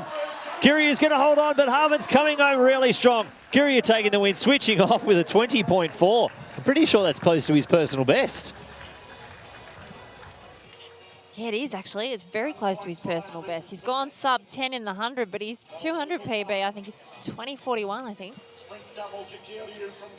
So he's run 3 times today. Ran 10:22 at about 5:30, 10:08 at about 7, and, you know, 8:45, he's run 20.4. Just a sneaky 20.4 to finish off the night's training. Well, no, you can't discount Hartman as well. He's done 3 runs this week. Yeah. Well, there we go. That's a personal best for Kiryu. It really looked like Hartman struggled out of the box there. Something happened. 20:59 for Hartman, so a season's best, one of his fastest runs that he's done. So he's gone 10:27. He's run a relay, 10:27 and then 20:59. He's had himself a day. He's had a great day. I'd have to say his experience in Perth, where he ran, I think, 21.1 and 10.4. Where was that? Yeah. Hartman, well, after his state champs here, he's obviously feeling home. Yeah, he looks cooked though, doesn't he? But He's spent. He looks absolutely cooked. when you watch athletes compete, you don't necessarily know what's going on that week. You No. don't know if they've got a little niggle or if they're sick or if just something's just that little bit off. So Hartman's had a pretty consistent season. I think we've all been waiting for him to get really close to that 200-metre PB. And his PB is 20:45 from 2016. And he's one of those athletes that we can't wait to watch because he has had some unlucky stages, but he's getting there. Yeah, I think he'll do it, Tamsin. I mean, he's raced so much this year, and I mean, if he doesn't have any niggles, you know, like stuff that we don't know, then I think when he freshens up for nationals. You went a PB, 10:27, so you knew you were in shape.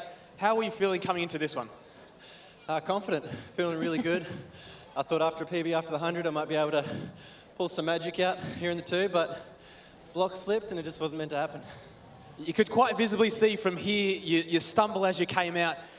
It takes a lot to regain your composure after that, and you did that, and you've come through, and you still run a handy time at 20:59. So you've got to be half happy with that, knowing how well you're running at the moment. Yeah, absolutely. I was really open for a qualifier, but that's all right. Just shows I've got a bit of grit. Things go wrong, just fight back, and she'll be right. And something that's been consistent with you over all the years is that every time you race, you get faster and faster and faster. And then come nationals is when you really perform at your best. So it's got to be positive for yourself to know where you are now leading into nationals. Yeah, absolutely. Got a great coach, Travis, who times everything to perfection. So thanks, Buffett. Well, congratulations on the PB in the 100 and well done in the 200. Thanks, Benny. Yeah, great to see Hartman. He understands where that race could have been. Obviously, he wanted a little bit more out of it, but every year that 200-metre qualifier just gets a little bit faster and faster to try and achieve.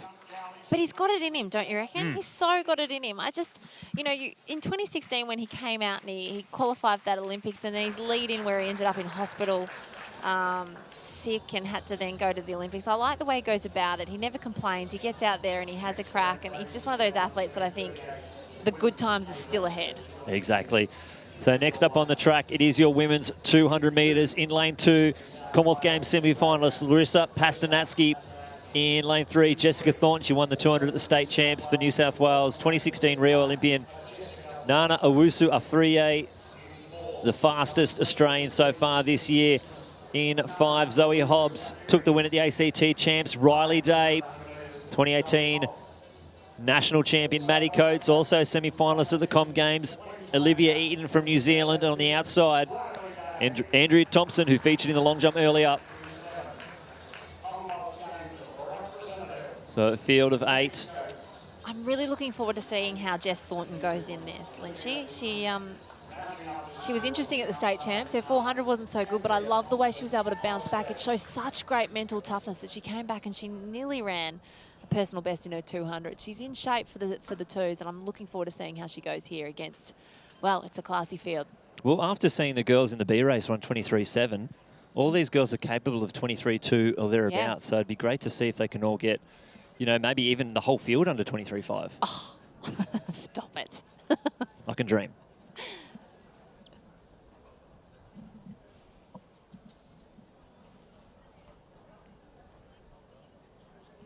So they're off and racing. Pastanatsky, Thornton, Owusu-Afriyie, Hobbs, Day, Coates, Eaton and Thompson. Owusu-Afriyie getting a great start. She's blistering in the 100 metres, and she's going to come off the field with Hobbs on the outside. Day, Coates and Eaton running hard, but it's Owusu-Afriyie finding herself in front. Hobbs fighting hard. Coates and Day on the outside. It's Owusu-Afriyie, nose in front. Hobbs coming home, and then late on the outside. Eaton might steal it. It's going to be... That's a dip in that one. Oh, a little bit of a swan dive as well from Zoe Hobbs. Owusu-Afriyie, I think, may have just snuck for the win there. It's going to be very tight. That was so close. You know what was exciting for Nana in that race was the fact that in Sydney, when she went out pretty quick, she really got wooden in the legs in the back end. But here you can see how she was able to relax. She was under pressure from Zoe Hobbs on the outside, but she still managed to keep throwing those legs out and turning them over. And look at the ladies on the outside finishing strong. Wasn't that, you were right, Lynchy, that was a close race, and it shows that the Nationals next week is going to be one of those races where we sit there and we watch and we go, who's going to win this? And it's one of those days you don't want to take a hit on the track. It's not fun. I think we could have seen a few under that 23.5, 23.43, the winning unofficial time there. The win plus 1.0.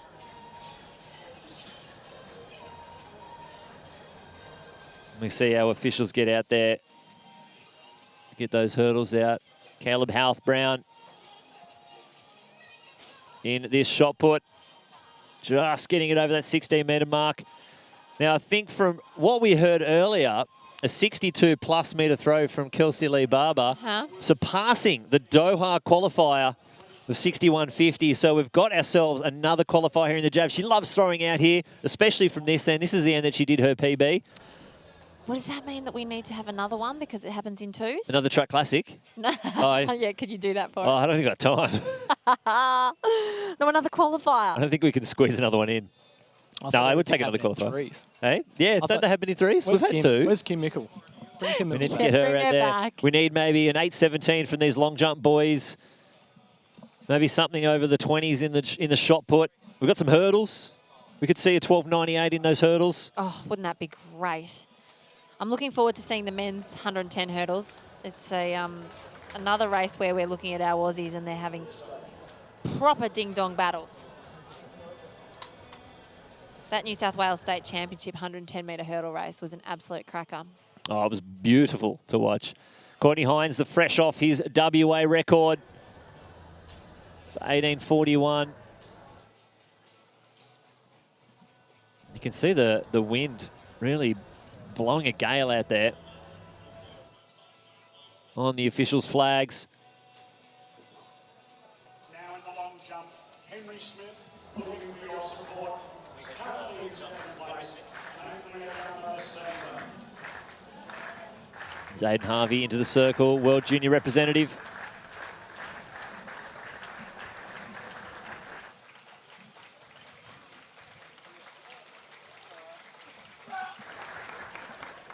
Oh, could be happy with that one. It's not bad.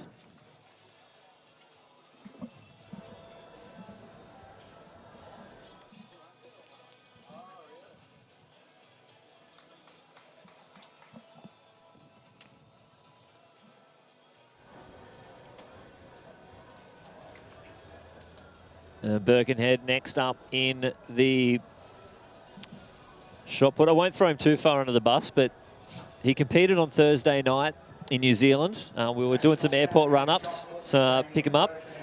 No Birkenhead. Get an email. Sorry, I slept through my alarm. I'll be coming in 6:45 tonight. So he's made it here. Classic. Classic. Oh, that could be getting close to that 20-metre mark there. Oh, he's just unfortunately, just, yeah, the stop board not cooperating out there. So this was Henry Smith's attempt we saw earlier. Really just dropping the feet early. Yeah, plenty of height. It's not a bad jump. He lost a lot of speed in those last two strides. He just chopped to get onto the board, and you know when you lose speed, then you don't see him like drive out into the pit as far. So that's why he dropped his feet, I think. Now, Matrusky, we are back live.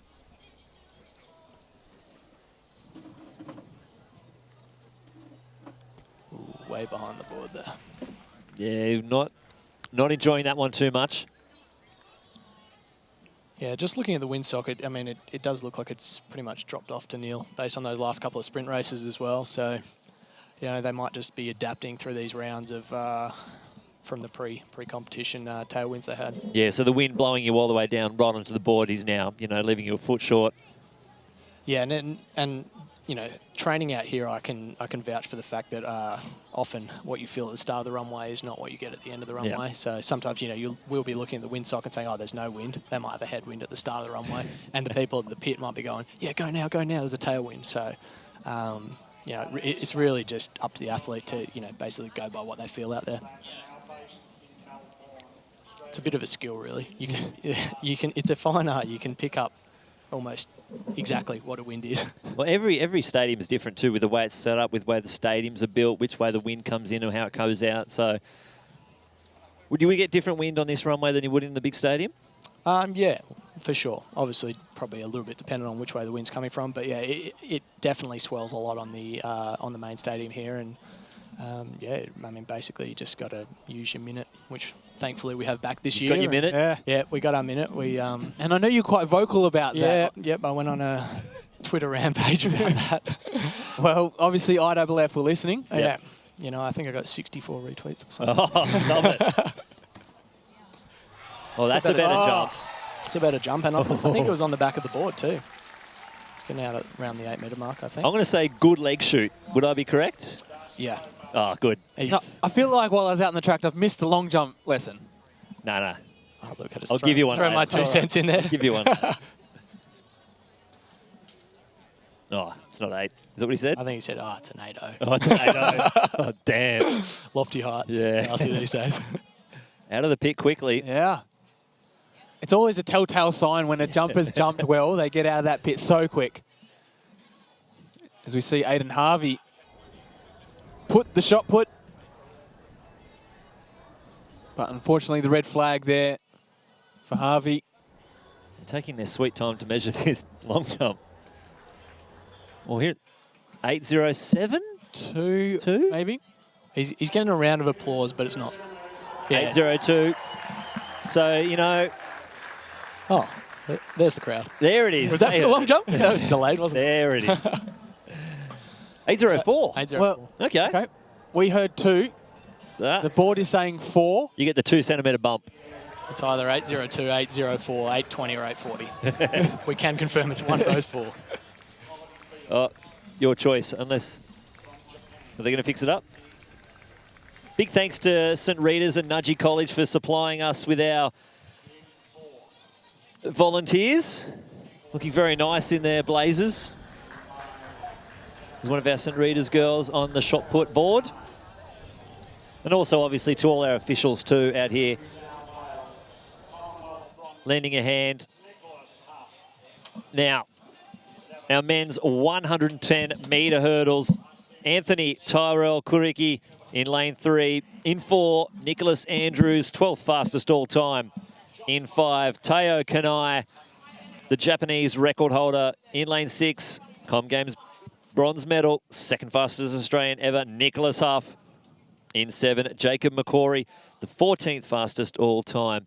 It looks like we're missing Josh Hawkins there on the outside. So this was my... Oh, no, there's Josh Hawkins. This was the race in Perth that I was looking forward to most. Unfortunately, Huff had to pull out just a little bit of a niggle. And McCory just missed the start too. But he's back here, so hopefully we can see that rematch from the New South Wales champs when Huff took out Andrews and McCory. So they're off and racing. Kuriki, Andrews, Kanai, Huff, McCory and Hawkins. Kanai is absolutely flying at the moment. Huff's destroying hurdles. He's coming home late, though. This is what he does. Here comes Nicholas Huff. He's taking over the hurdles. He's clear of the last one, and he's running towards the line. 13.65. He's put a race together. He was absolutely clobbering those hurdles down. That it was like the second or third hurdle. He absolutely annihilated. And that's the thing, with that extra wind, it blows them into the hurdles, which does make it difficult, but Kanai, the Japanese, he was beautiful. 13.64, season's best for Huff. And looks like Hawkins from Kuriki, Andrews and Macquarie closing it out, but brilliant run there from Huff. He seriously runs through those hurdles. It's ridiculous. It does. I'm afraid of the hurdles. I fear for them. He just switches on beast mode. Oh. He does. He hasn't got another mode.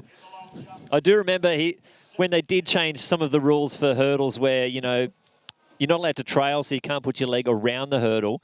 And they changed a rule to say that it was breaking the plane, which also meant going under or through the hurdle, which means you couldn't hit them. Yeah. And Huff was like, well, is it a disaster? I hit them all the time. And then he got on Twitter and got 60-odd retweets. Well, I reckon one of the most exciting races from the Commonwealth Games last year was when you got that bronze medal. Was it as exciting for you as it was for us? Oh, definitely. You know, to win a bronze medal at the Commonwealth Games is exciting any time, but to do it in front of a home crowd was just amazing, so yeah. Well, you come in now with pressure because you're Commonwealth Games medalist, but you're delivering. That was a good race out there tonight. Were you happy with that? Yeah, happy with that. I've had a few niggles in the last month or two, so it's been great to be able to get out here and do a good race. And, you know, I've got all the youngsters coming through now and pushing me, so I've got to be on the ball when I race, and yeah, happy with the run today.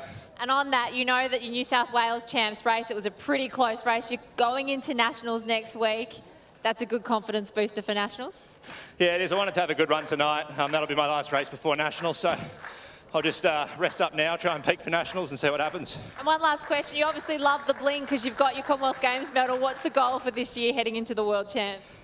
Well, the goal is to get there first. Got to qualify, so hopefully I can do that at Nationals. And then who knows? I mean, I was ranked 11th at the Commonwealth Games and came third, so you just got to be in it, and we'll just try and get to the World Champs and make it through the rounds. And that's why it was so exciting. Great race at the Commonwealth Games, great race tonight. Ladies and gentlemen, the winner of the 110-metre hurdles, Nicholas Hoff.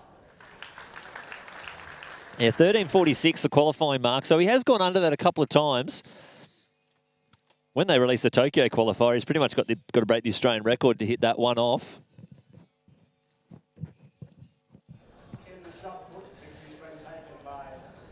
Still a beautiful night there. I was worried that there was going to be a storm at about 10 o'clock. It is 9:03 local time.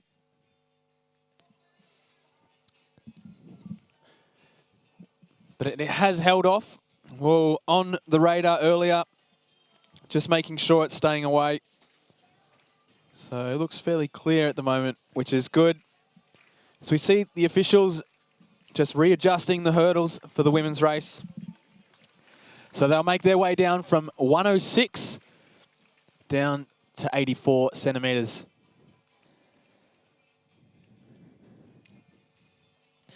Now, this is potentially a race where we could have 4 athletes qualify for the World Championships. So with Sally winning in 2017, that's an automatic. And we can get 3 girls under 12.98, which there's potential. Shelley Jeniker's done it. Celeste Mucci's on her way there. And Brianna Bean's been super close. I don't think there's ever been a time when we've had 4 athletes qualify for the World Champs. No, not in any event. Because obviously you need a world champion. You do need a world champion. that to Or a happen. Diamond League champion. And then you need 3 others to hit the qualifier. Yeah. Would Could be happen. special. Could happen.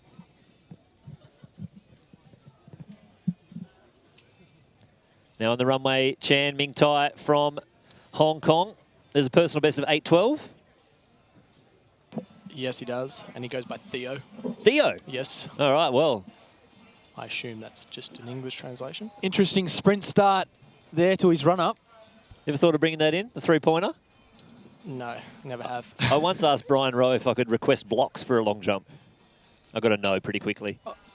I wonder, he's coached by Anthony Giorgio, former head of the QAS gym here in Queensland. So I wonder, also late coach of Patrick Johnson in the latter part of his career. So I wonder if that's played into that 3-point start, the sprint breakdown.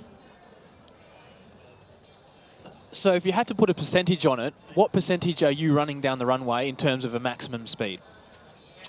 Oh, look, the goal's 100% for sure. Often you find jumpers don't hit 100%. Maybe they hit 0.1 or 0.2 below what they could hit on in terms of metres per second, what they could hit on the track. So can you be too fast on the runway? Or it just really depends on what you can convert from horizontal velocity into, or basically transition into a takeoff. So that means, in a way, that's your vertical trajectory off the board. You often see a lot of the American, Jamaican guys who do long jump who are, have PBs of in the low 10 seconds for the 100.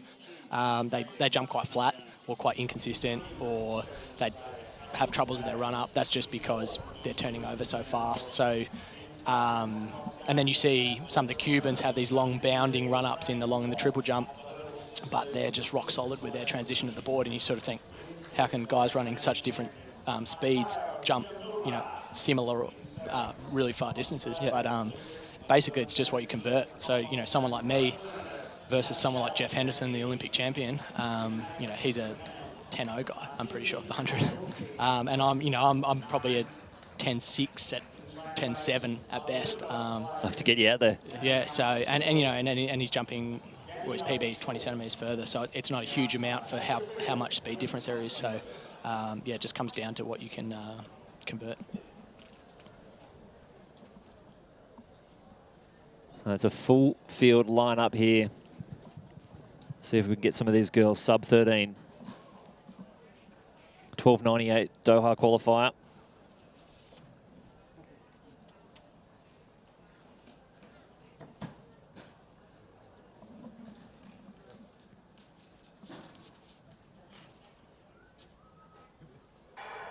Fairly even start on the outside, though. Aoki from Japan. Jenica now into her running, and Kimura on her inside. Jenica trying to capture her form from the New South Wales champs. She's starting to pull away from the field. Only a few more flights to go. Kimura's coming over. It's going to be Jenica. She's taking the win. 13.32.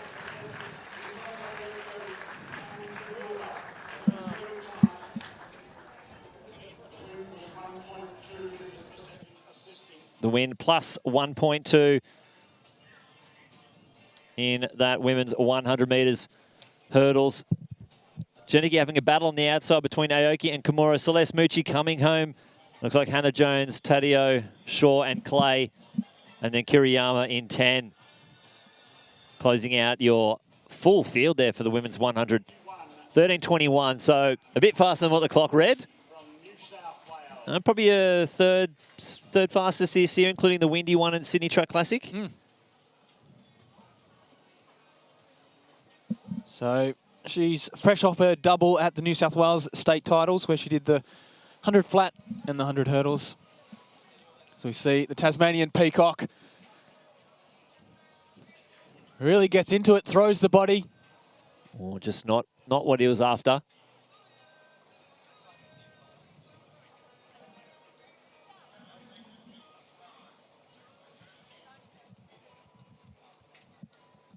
So improvement for Chris Matrevsky there, 7.65.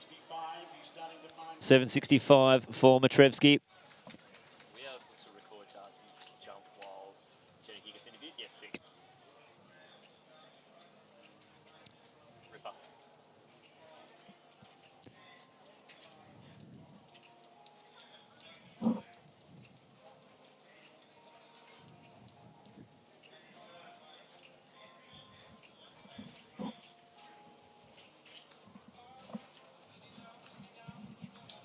Only a few more. There's only 2 more track races left on this program.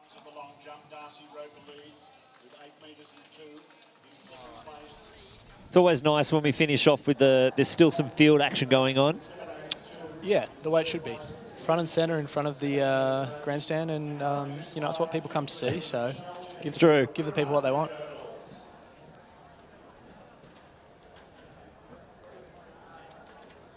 Okay, I'm down here with the winner of the 100-metre hurdles. Now, New South Wales champs, you must be getting some confidence. That was a great championships. Did you feel pretty good tonight? Yeah, I was really happy New South Wales champs. Surprised myself a little bit with how fast I ran. Tonight was a little bit messy, but I still managed to get out there and get in front. So very happy to have won here tonight. Yeah, a win's a win, but with the hurdles, you're always after that clean race. Yeah, definitely. I think that the start and the middle of my race, just like it wasn't really there. I was behind a little bit, so I had to work to get in front of the girls. But I was really happy with the second half of my race and how I just held my composure, pulled myself together, and really worked through those last few hurdles. Well, you're an Olympian, World Championship athlete, 4th at the Commonwealth Games.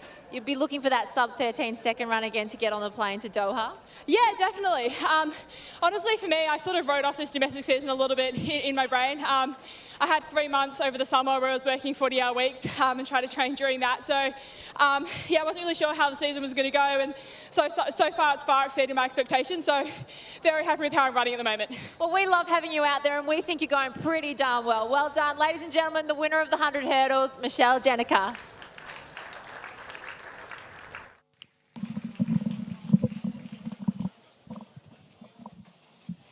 So only 2 more events left on the track here at the 2019 Queensland Track Classic. The women's 400-metre sprint and then the men's 4x4, which is a very important race for the men's team. They need to secure a 3:05 to qualify for the World Relay Championships in Yokohama. It's the last opportunity for them to do it. And if they don't do it, it really makes qualifying for the At Coles, we're World proud Champs to be a hard. major partner of Athletics Australia and Little Athletics Australia. To celebrate the partnership, we're donating millions of bananas to Aussie athletes and providing equipment grants to Little Athletics centres across the country. They're just some of the ways that we're helping support Australian athletes run, jump, throw and grow this season. Good things are happening at Coles.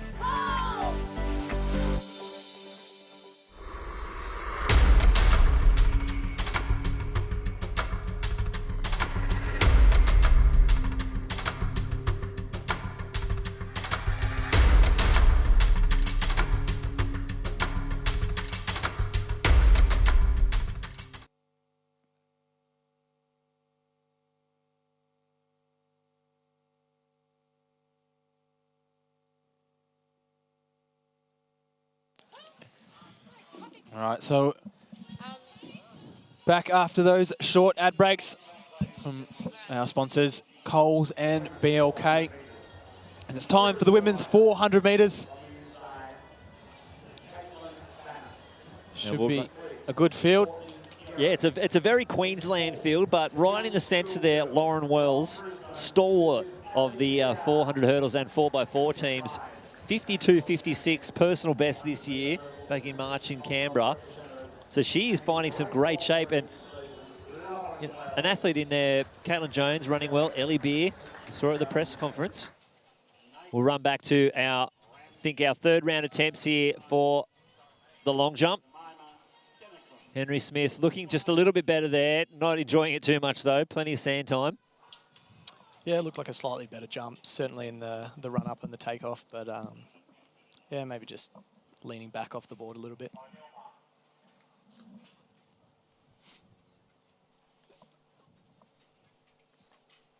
So maybe just over-rotating a little bit there. Yeah, it's the toe into the board. It's a little bit of a problem for him at the moment.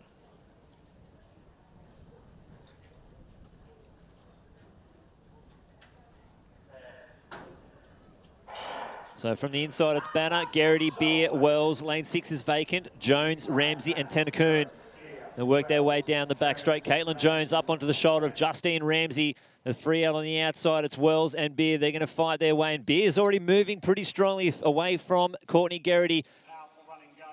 And Wells closing that gap. There is a lanes gap between Wells and Jones, and they're looking very strong through the first 200 metres. It's Beer in the pink socks from Wells, and going to be Jones on the outside with 150 metres to go. Ellie Beer still looking pretty good, and she's going to have probably the best of the runs as they come into the home straight, up onto the shoulder of Lauren Wells, and she's going to enter the field in the lead.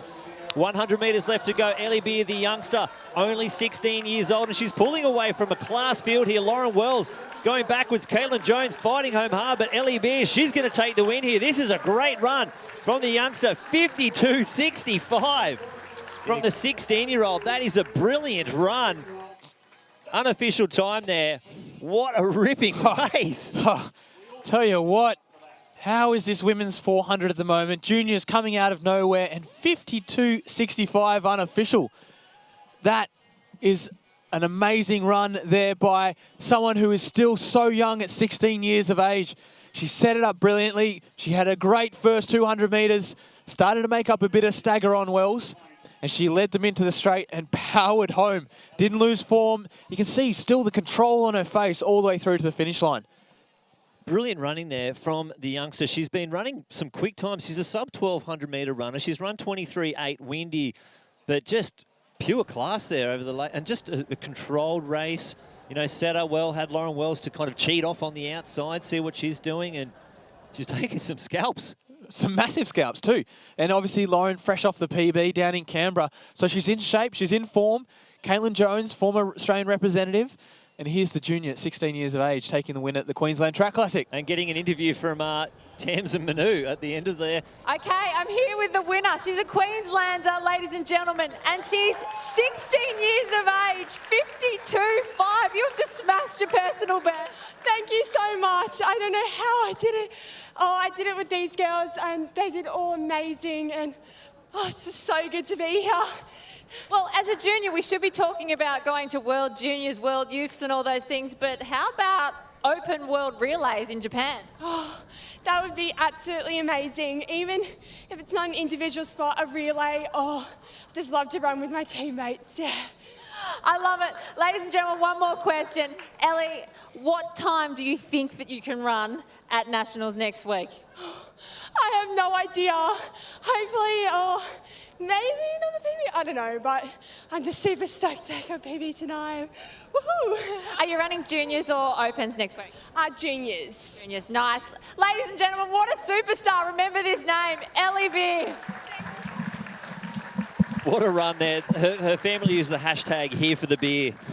So I guess that's what the crowd, they're here for the beer. Yeah. I feel sorry for all those juniors that are about to roll up and... 52.53. I thought it was a 63. Caitlin Jones, that's a season's best for her, 52.79, and some great running there. Lauren Wells, 53.18, but Ellie Beer, bloody hell.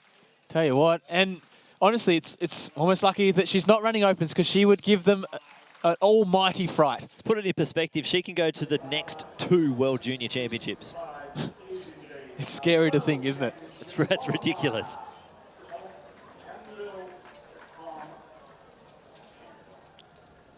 Now, the final event on the track here will be the men's 4x4. We have 3 Japanese teams here.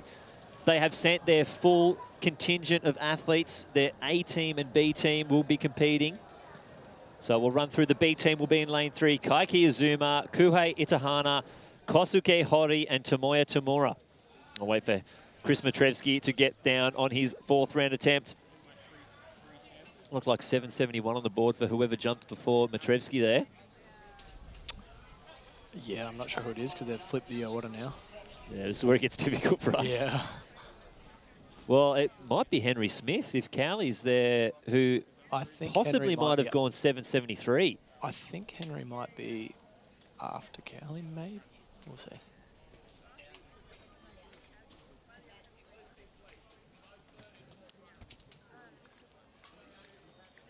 Maybe marginally better jump, but off the back of the board there.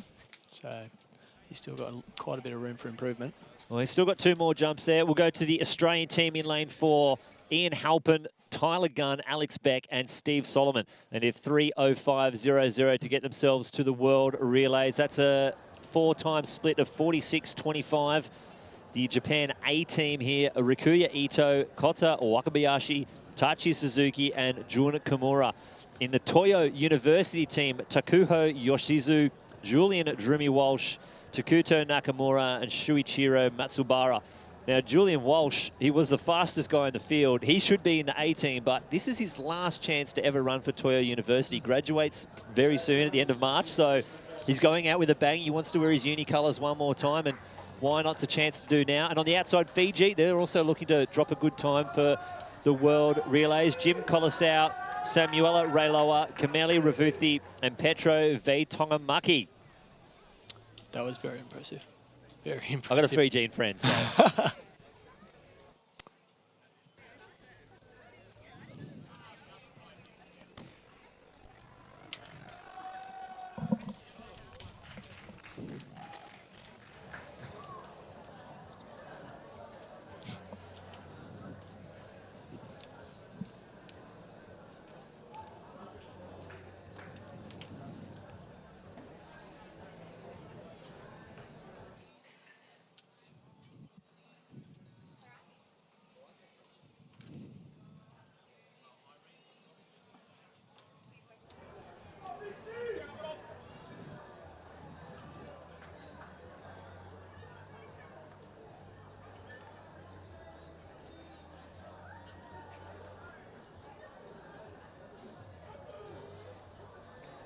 In the long jump, Josh Cowley.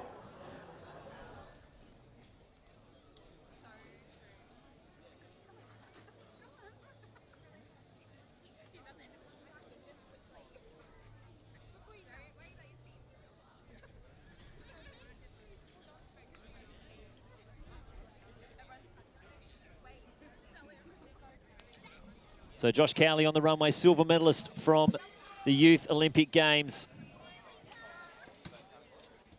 I think he's recapturing a little bit of form there. It's a good jump. It's close on the board. Very tight. See which flag he gets. To that. He hasn't looked up yet, so... I think it might be a red flag. Yeah, they're not measuring it. But we're thinking a second round jump of 7.73, his second best jump ever. When he popped out that qualifying attempt in Buenos Aires, we're like, whoo, he's in some form, and then he found a 7.82 in the final. Yeah, that was very impressive. Very impressive. It's actually the first time I've seen him jump. Okay. Yeah, first time I've seen footage of him jump, so... At the Buenos Aires or just then? Just now. Just then. Oh, you should have come out to state champs, mate. Yeah, I should have. Next year. 2020 state champs. I'll lock you in now. Yeah, I'm sure that'll work. I'm certainly going to Canberra and Perth next year, that's for sure. Why wouldn't you? Yeah. Well, for 2 metre headwinds next year, probably. Yeah. It's been a few years since I went over to the West Coast. Oh, it was... Honestly, I had Ben offering selling it. He's a real estate agent for the city of Perth, and he did well. He did real well. Look, did it disappoint? No, it didn't. It certainly did not. It really didn't. So he went on the tour. Yeah. And the conditions, again, at the Perth Track Classic was perfection. Oh, it was beautiful. Henry Smith now on the runway. Let's see what he's got.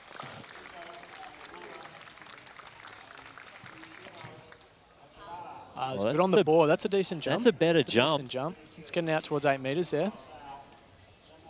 Still not that happy with it, though. No, maybe it was a foul.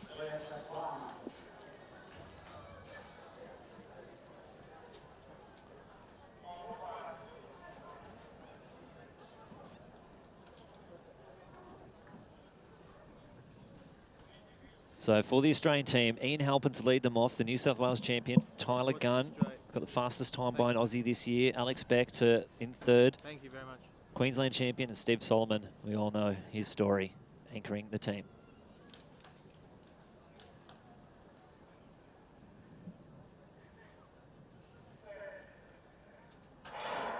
So from the inside, it's the Japan B team, Kaike Izuma, Ian Halpin, Rikuya Ito, Takuho Yoshizu, and Jim Colasau. Now, don't forget these staggers will be very deceptive, but Ian Halpin, he's gone out pretty hard up onto the shoulder of Ito, and that's a big lead at the moment, you would think. But the Toyo University, Takuho Yoshizu, also moving well, but Halpin is looking comfortable. The Japanese guy is starting to wind up, though, as they come around the bend. But this is going to be a handy lead for the Australians if he can hold on. Kaike Azuma, though, is also moving well, and Halpin's always been strong in these later stages, and he's looking good. It's the speed through the changes that really shows something. He's starting to fade just a little bit, but he's going to pass the baton to Tyler Gunn. So Gunn has the baton now, and he's going to take the Australians into the lead, and he'll cross over into lane 1. So the Japanese are trying to come after him. Julian Walsh is out there. He won the individual 400 metres earlier this evening, and he's out there chasing Gunn down the back straight. So it's Gunn, the Australian, makes his way into the inside lane. 200 metres through his first leg, and here comes Julian Walsh. He ran 46.28, and here he's out here running for his university for the last time. Gunn starts to put the foot down now. He starts to move away from them. He's starting to make a bit of a lead here for the Australians. They're after that 3:05. He's opened up a big gap here. He's going to pass the baton on to Alex Beck. Beautiful pass there from Alex Beck. That's very handy so far. He's tooling away. Toyo University is having a great run at the moment. So it's Toyo University holding down second place, but Alex Beck, he's looking comfortable. This is his home track. He ran 46.49 this year at the state champs in some tough conditions, and that's going to be a very handy split if he can pull something like that out here again. So with 200 metres to go, Toyo University, though, Takuto Nakamura is looking good, but Alex Beck, he's got 150 metres to go, and it's his strength over these last 100 metres is what really shows, and he's grinding away. We need something big here from Steve Solomon. 3:05.00 is what we need. Australia's in the lead. A good 50 metres from Toyo University, and Japan's coming back, but here comes Alex Beck to Solomon. It's been a great run by the Australians. Steve Solomon now has the baton. The former Olympic finalist in 2012. He's out there. He's got a big lead on the Japanese and Toyo University as he goes down the back straight. He's looking nice and comfortable, just working through his motions. He's got his race plan, and he's executing this perfectly. As he goes 200 metres to go, the Japanese and Toyo University, they're out of this one. This is all down to the clock. The Australians, here they come. Steve Solomon rounds the bend into the straight. Well, look at the clock. 3:05 is what they're after. They want to see themselves at World Relays. The crowd's getting behind them. Here comes Steve Solomon. He's pushing towards the line. Look at the clock. And they've done it! The boys! 3:03.67. What a run by the Australians. They've done it, and we'll see them out there at World Relays.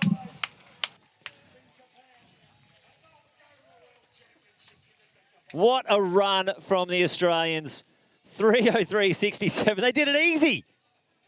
Don't even worry about it. Wow. That was some comfortable running from Solomon.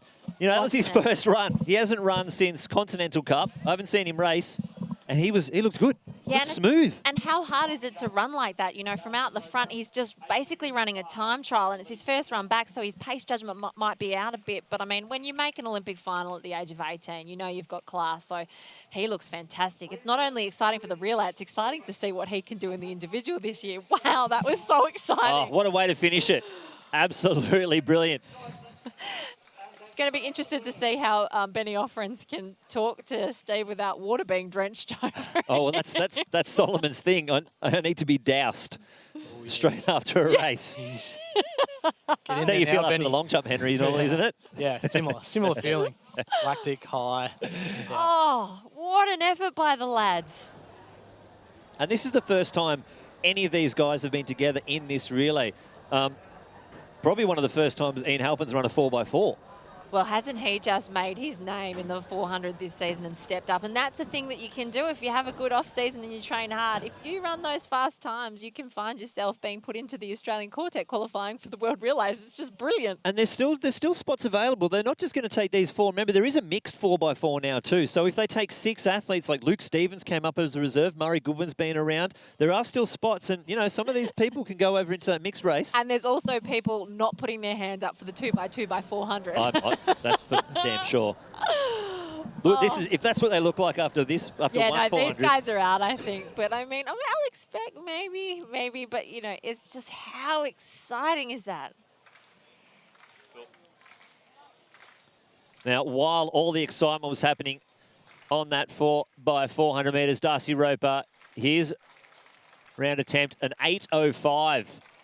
So he is getting very consistent. It's like once he broke that 8-metre barrier again, he's back out there. He can't stay away. 3 straight competitions over 8. That's he's creeping up on my... Would you have 10 last year? 10 last season, yep. It's impressive, Henry. Does the Canberra one count if it was wind assisted? Nah, it's okay. Yeah, the results count. The results count. You know, it's no record or PB, but That's true. He's racking them up. You know, he can do another... Well, he's probably going to destroy it at Nationals in the qualifying round, isn't he? It depends if he just pops an 8-0 straight out. Well, yeah, he's in good shape if he goes and spends enough energy to do an 8 metres in the qualifying round at the Nationals, but we'll see, I guess. Well, it might just be, you know, what you did at the Com Games, just roll it Maybe, down, feeling all right. A national record in the qualification round, just 8:55. 8:55, just an easy one. Yeah. Well, hopefully these boys have, you know, relaxed a little bit, you know. Oh, I'm so excited. Found their breath. Yes, how exciting was that race? It's just brilliant. And you're right, Nationals next week, week after, is going to be sensational now because there's going to be guys racing for those 400 spots. Yeah. So made the event very exciting. But good on these 4. They should be the feature 4. Oh, yeah. At the National Championships.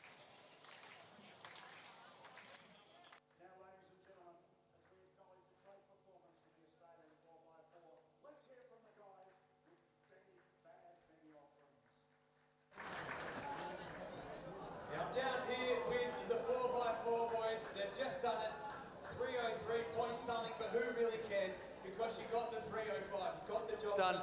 Now, Ian, this is your first time donning the green and gold. You went out there, I reckon you probably went low 21 through the first 200, absolutely annihilated that, and then came home strong to pass the baton in front. You've got to be pretty happy with the moment. I'm pretty happy to get the green and gold. It's awesome. So just wanted to cruise down that back straight, make sure I had enough juice left to come home, and it worked. So you certainly did. Now, Tyler, you're the junior of this team. Again, first time as a senior athlete wearing the green and gold. It's got to be a pretty special moment to do it here in front of a good crowd. Yeah, it feels good wearing the green and gold, especially in front of a home crowd, helping us, pushing us to get this time. We obviously got this time with us, but also from your help and your support, cheering us on around the track. So thanks for all that, for the support out there. Now, Alex, this is your hometown. You've done it in front of this crowd so many times before, and here you are doing it out with the teammates, and you've done the time, you've done the performance. Your leg was brilliant. You've got to be pretty happy. Stoked, Benny. It's so good to be back on that world stage. We've struggled the last couple of years to qualify, but we put it together tonight. Can't wait to bring on Japan. Certainly will. Now, Stevie, mate, it was good. It was good. I'm so happy for these boys. This is something that's so amazing. When you cross that line, I watched you qualify for the Olympic final, and I tell you, you were happier just then to run this time with these teammates. It's got to be a pretty good feeling. Absolutely. You know, like we came out here, a lot of pressure on us to qualify for this team, and the boys did a magnificent job. Everyone executed to plan. Ian had a fantastic first leg. Tyler had an unbelievable second leg, taking control over that back straight. Alex Beck, like he's done all season, came home really strong, and the easy part was for me to just bring it home. And also we have Luke Stevens and Murray Goodwin, part of the team as well, who may not have been on the track tonight, but are an integral part of this team. And lastly, thanks to everyone for staying around. It was an amazing feeling to come home to a lot of noise down that home straight, so thank you. It was an amazing run, and it's going to be good to see the men's 4x4 back out there on the world stage. Congratulations.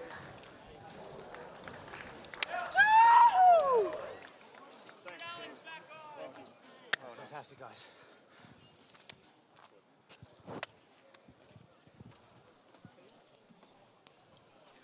Joshua Cowley there. I'd say that was his round 5 jump, I think we're in now. Looked like a decent jump. That's it. Well done. So Henry's got his wish. We will finish on this long jump. Just long jump. Pure long jump. Yeah, I see a few people heading to the gate, and I'm just wondering if they're going to the bathroom. They're just going to tell their parents they're going to be home late. Yeah, right. Because the long jump's still going, obviously. Yeah. This is the Premiership quarter. This is where it all happens. It's footy. It's AFL. You know, yeah. I love that because the Hawks had a win today. No, happy to talk footy. Tamsin, we're not talking about football. He's a Collingwood supporter. Yeah.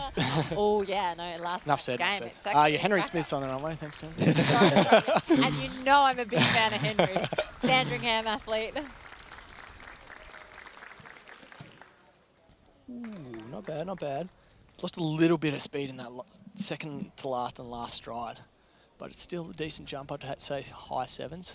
He's done well to just have the hat stay on, like not even a Yeah. little bit come off. You'd be kicking yourself if it did, Oh, though. you don't want to jump 820 and the hat go back to 630 or something. Obviously backwards for aerodynamics only. Obviously. Not for style.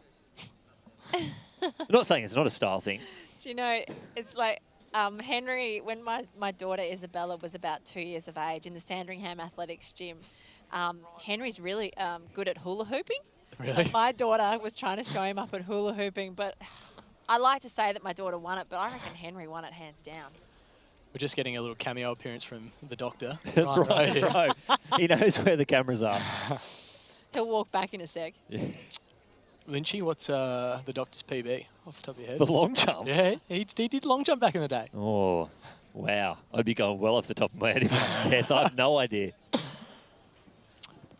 All right, what is it? Okay. You're the stat man. Hang on. Does he have an IAAF page? Oh. If he didn't like his long jump PB, he would get it shut down. Predating the internet. 790 for Henry, but a legal wind, plus 2 point something, not zero. So Ming Tai Chan here on the runway for his 5th penultimate jump. Also goes by Theo. He's a pretty talented jumper. And it must help having that connection with Anthony Georgie, bringing his guys over, you know, local. Spent plenty of time out here, Well, obviously, if he's from here. I saw on his Instagram, Theo, this is his favourite place to jump. Brisbane's his favourite city. Oh, excellent. Well, he should stay here more. Yeah, it was a decent jump, but I'd say half foot over there, so definitely a foul. And there's your men's javelin results. Liam O'Brien, first time over that 80-metre mark, and he's done it by a long way, 81.36. Will White finishing with the season's best, 76.48, 72.85 for Hamish Peacock, and Nash lower, 69.97. So, you know, tough conditions for some, but we go to this women's javelin. Kelsey Lee Barber getting a Doha qualifier, 62.65. And Kath Mitchell, first comp in probably 11 months, 60.73. So great to see her throw out there. And Tori Peters, 59.95. I think that might actually be a PB for Tori Peters. So getting agonisingly close to that. It'd be like jumping 7.95 for the first time. You know, you want to get so close to that magic mark of 8, obviously 60 metres for the girls there. It's a barrier, isn't it? There's all these barriers in different events that you need to try and break through and then consolidate and then, you know, make another step up. Mizuki Matsubara now on the runway. They always seem to find some kind of uniform that you've never seen ever in your life, all the Japanese athletes. Not a bad jump. A little bit of leaning back off the board there. It's always going to cost you a little bit of distance. Good flight time though. Decent hitch. Yeah, I thought the hitch was good too. You like the hitch? Yeah, no, it was decent. He's not happy with it though. Oh, he's still got one more jump. And it's good to see he's had his immunisation, so that's the main thing.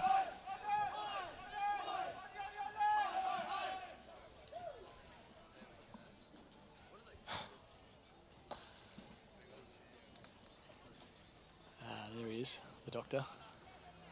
He's definitely kept himself trackside, that's for sure. He's there for the verifying of a qualifier if it happens. Straight away, yes. Got it. Straight to the wing gauge. I think they're well and truly within the legal limit of the window. Oh, I think so. It seems to have died away quite a lot.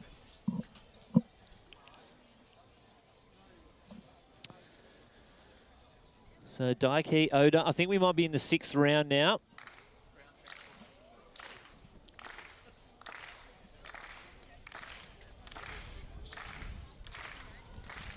Hope everyone's clapping along at home. Yep.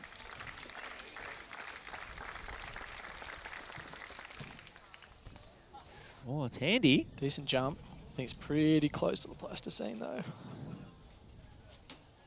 Nice legal jump.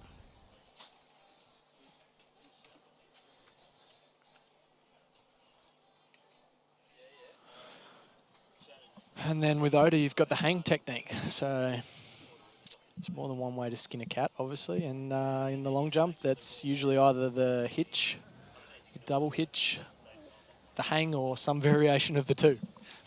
So have you tried and sampled each of them in training just to see which one may be better for yourself? No, I've hitched for as long as I can remember. I think I used to hang when I was, you know, in my early teens, and then just hanging in the teens. Just hanging in the teens. Yeah, I was just there hanging on the runway in the teens, and then one day it was, oh, let's try the hitch because it looks better. It does. It took me one session, and then I never looked back. So I'm not sold on the double hitch. I think it's one hitch too many. It depends how much flight time you're getting. This is true. This is true. You need to be jumping 850 odd plus to really need it. Oh, just that over rotation. He's got a big jump in him, Matrevsky. I was on the back of the board and the hang time was good, but when you over rotate like that and you can't shoot your legs out, then you know you're losing the better part of a third to half a metre even. So I'm sure it'll come for him soon. Yeah, I think he just seems a little bit frustrated with himself at the moment, but well, seeing his mate, yeah, you can imagine being the alpha dog in the squad and you know, winning nationals the last 2 years, I think. And yeah, then, 2 in a row.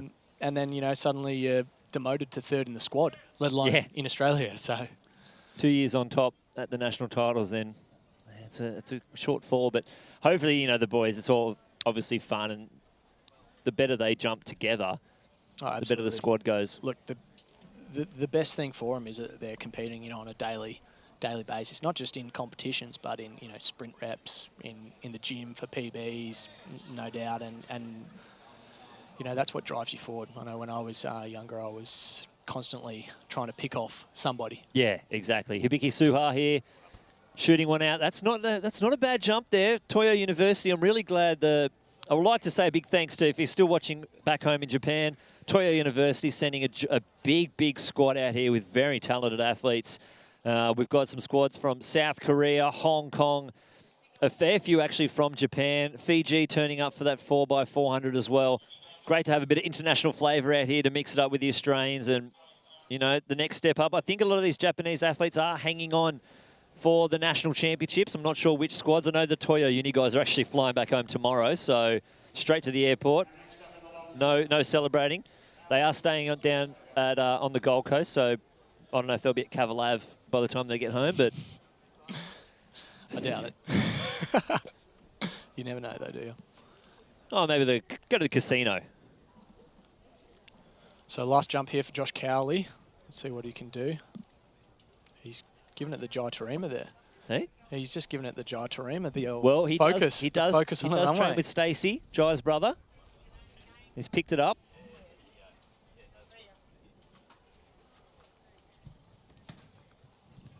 Ooh, that not a great jump. lift off the board there. Decent jump. I have a feeling his butt's just dropped him back there, a bit behind the 8 metre mark. Probably cost him 10 or so centimetres, but I still think it'll be a decent jump.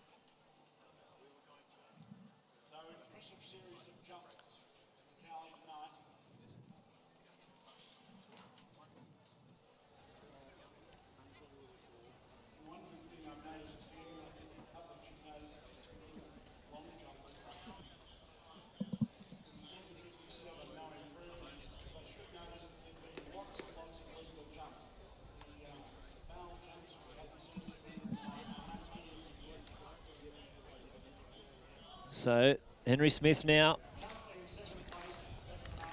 He wants the crowd involvement here. Hopefully in these last couple of jumps we can see a bit of toing and froing in the distance of the top dogs and see what they can do and maybe push each other out over 8 metres. Yeah. Someone can join Darcy, maybe give him a scare.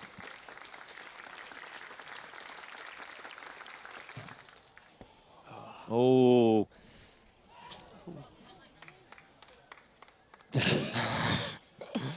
The difficult issue with having a fence at the end of the runway. Unfortunately, looked like he just couldn't control the speed there off the takeoff. Yeah, just over-rotated off the takeoff. You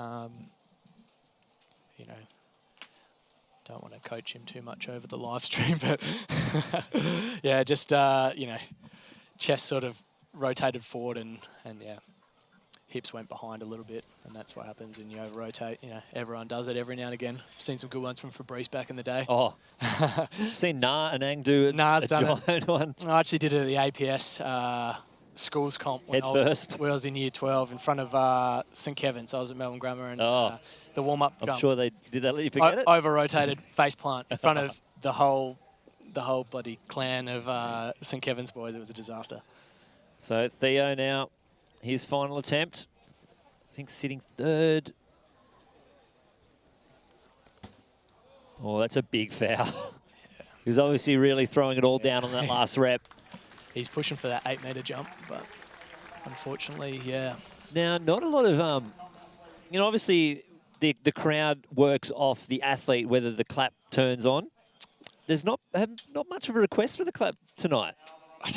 I'd say it's on performance. So most of these guys, you know, Chris, Henry, are performing below their personal best, and some point throughout the competition, you tend to become resigned to, you know, it might not be happening tonight. Yeah, no, let's just, we don't need the claps, guys. It's okay. Yeah. Let's see if what, so this is the last jump of the competition here. There'll be one here. I'm thinking there's going to be a clap here. There we go. Maury Plant, the in-ground announcer, he's called for the clap. Well, maybe he's asked for silence. He hasn't really requested. No. There it is. Just building the suspense. He's like, sometimes you just got to build the suspense. I was wondering if he was going to get one of those Brazilian double claps where they get the... They're really hard to keep up with. I don't understand them really, to be honest. A couple of little clicks, top of the runway. Let's see if we can get an 8.17 out from Darcy Roper. Last jump. Ooh. No, I think that might be just in the 8.0s there. 8.0s again. Yeah. But what a jump. What a series. Consistently, now he's seeing those 8.0s as a bad...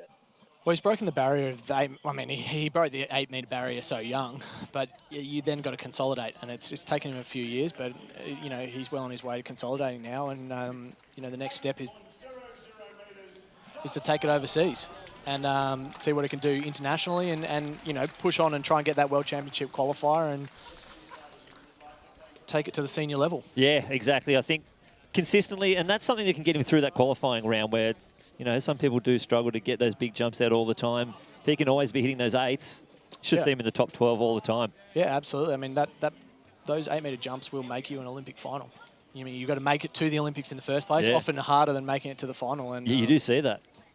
You know, I mean, he's almost there. He just needs to get that one qualifying jump. So thank you very much, everyone here.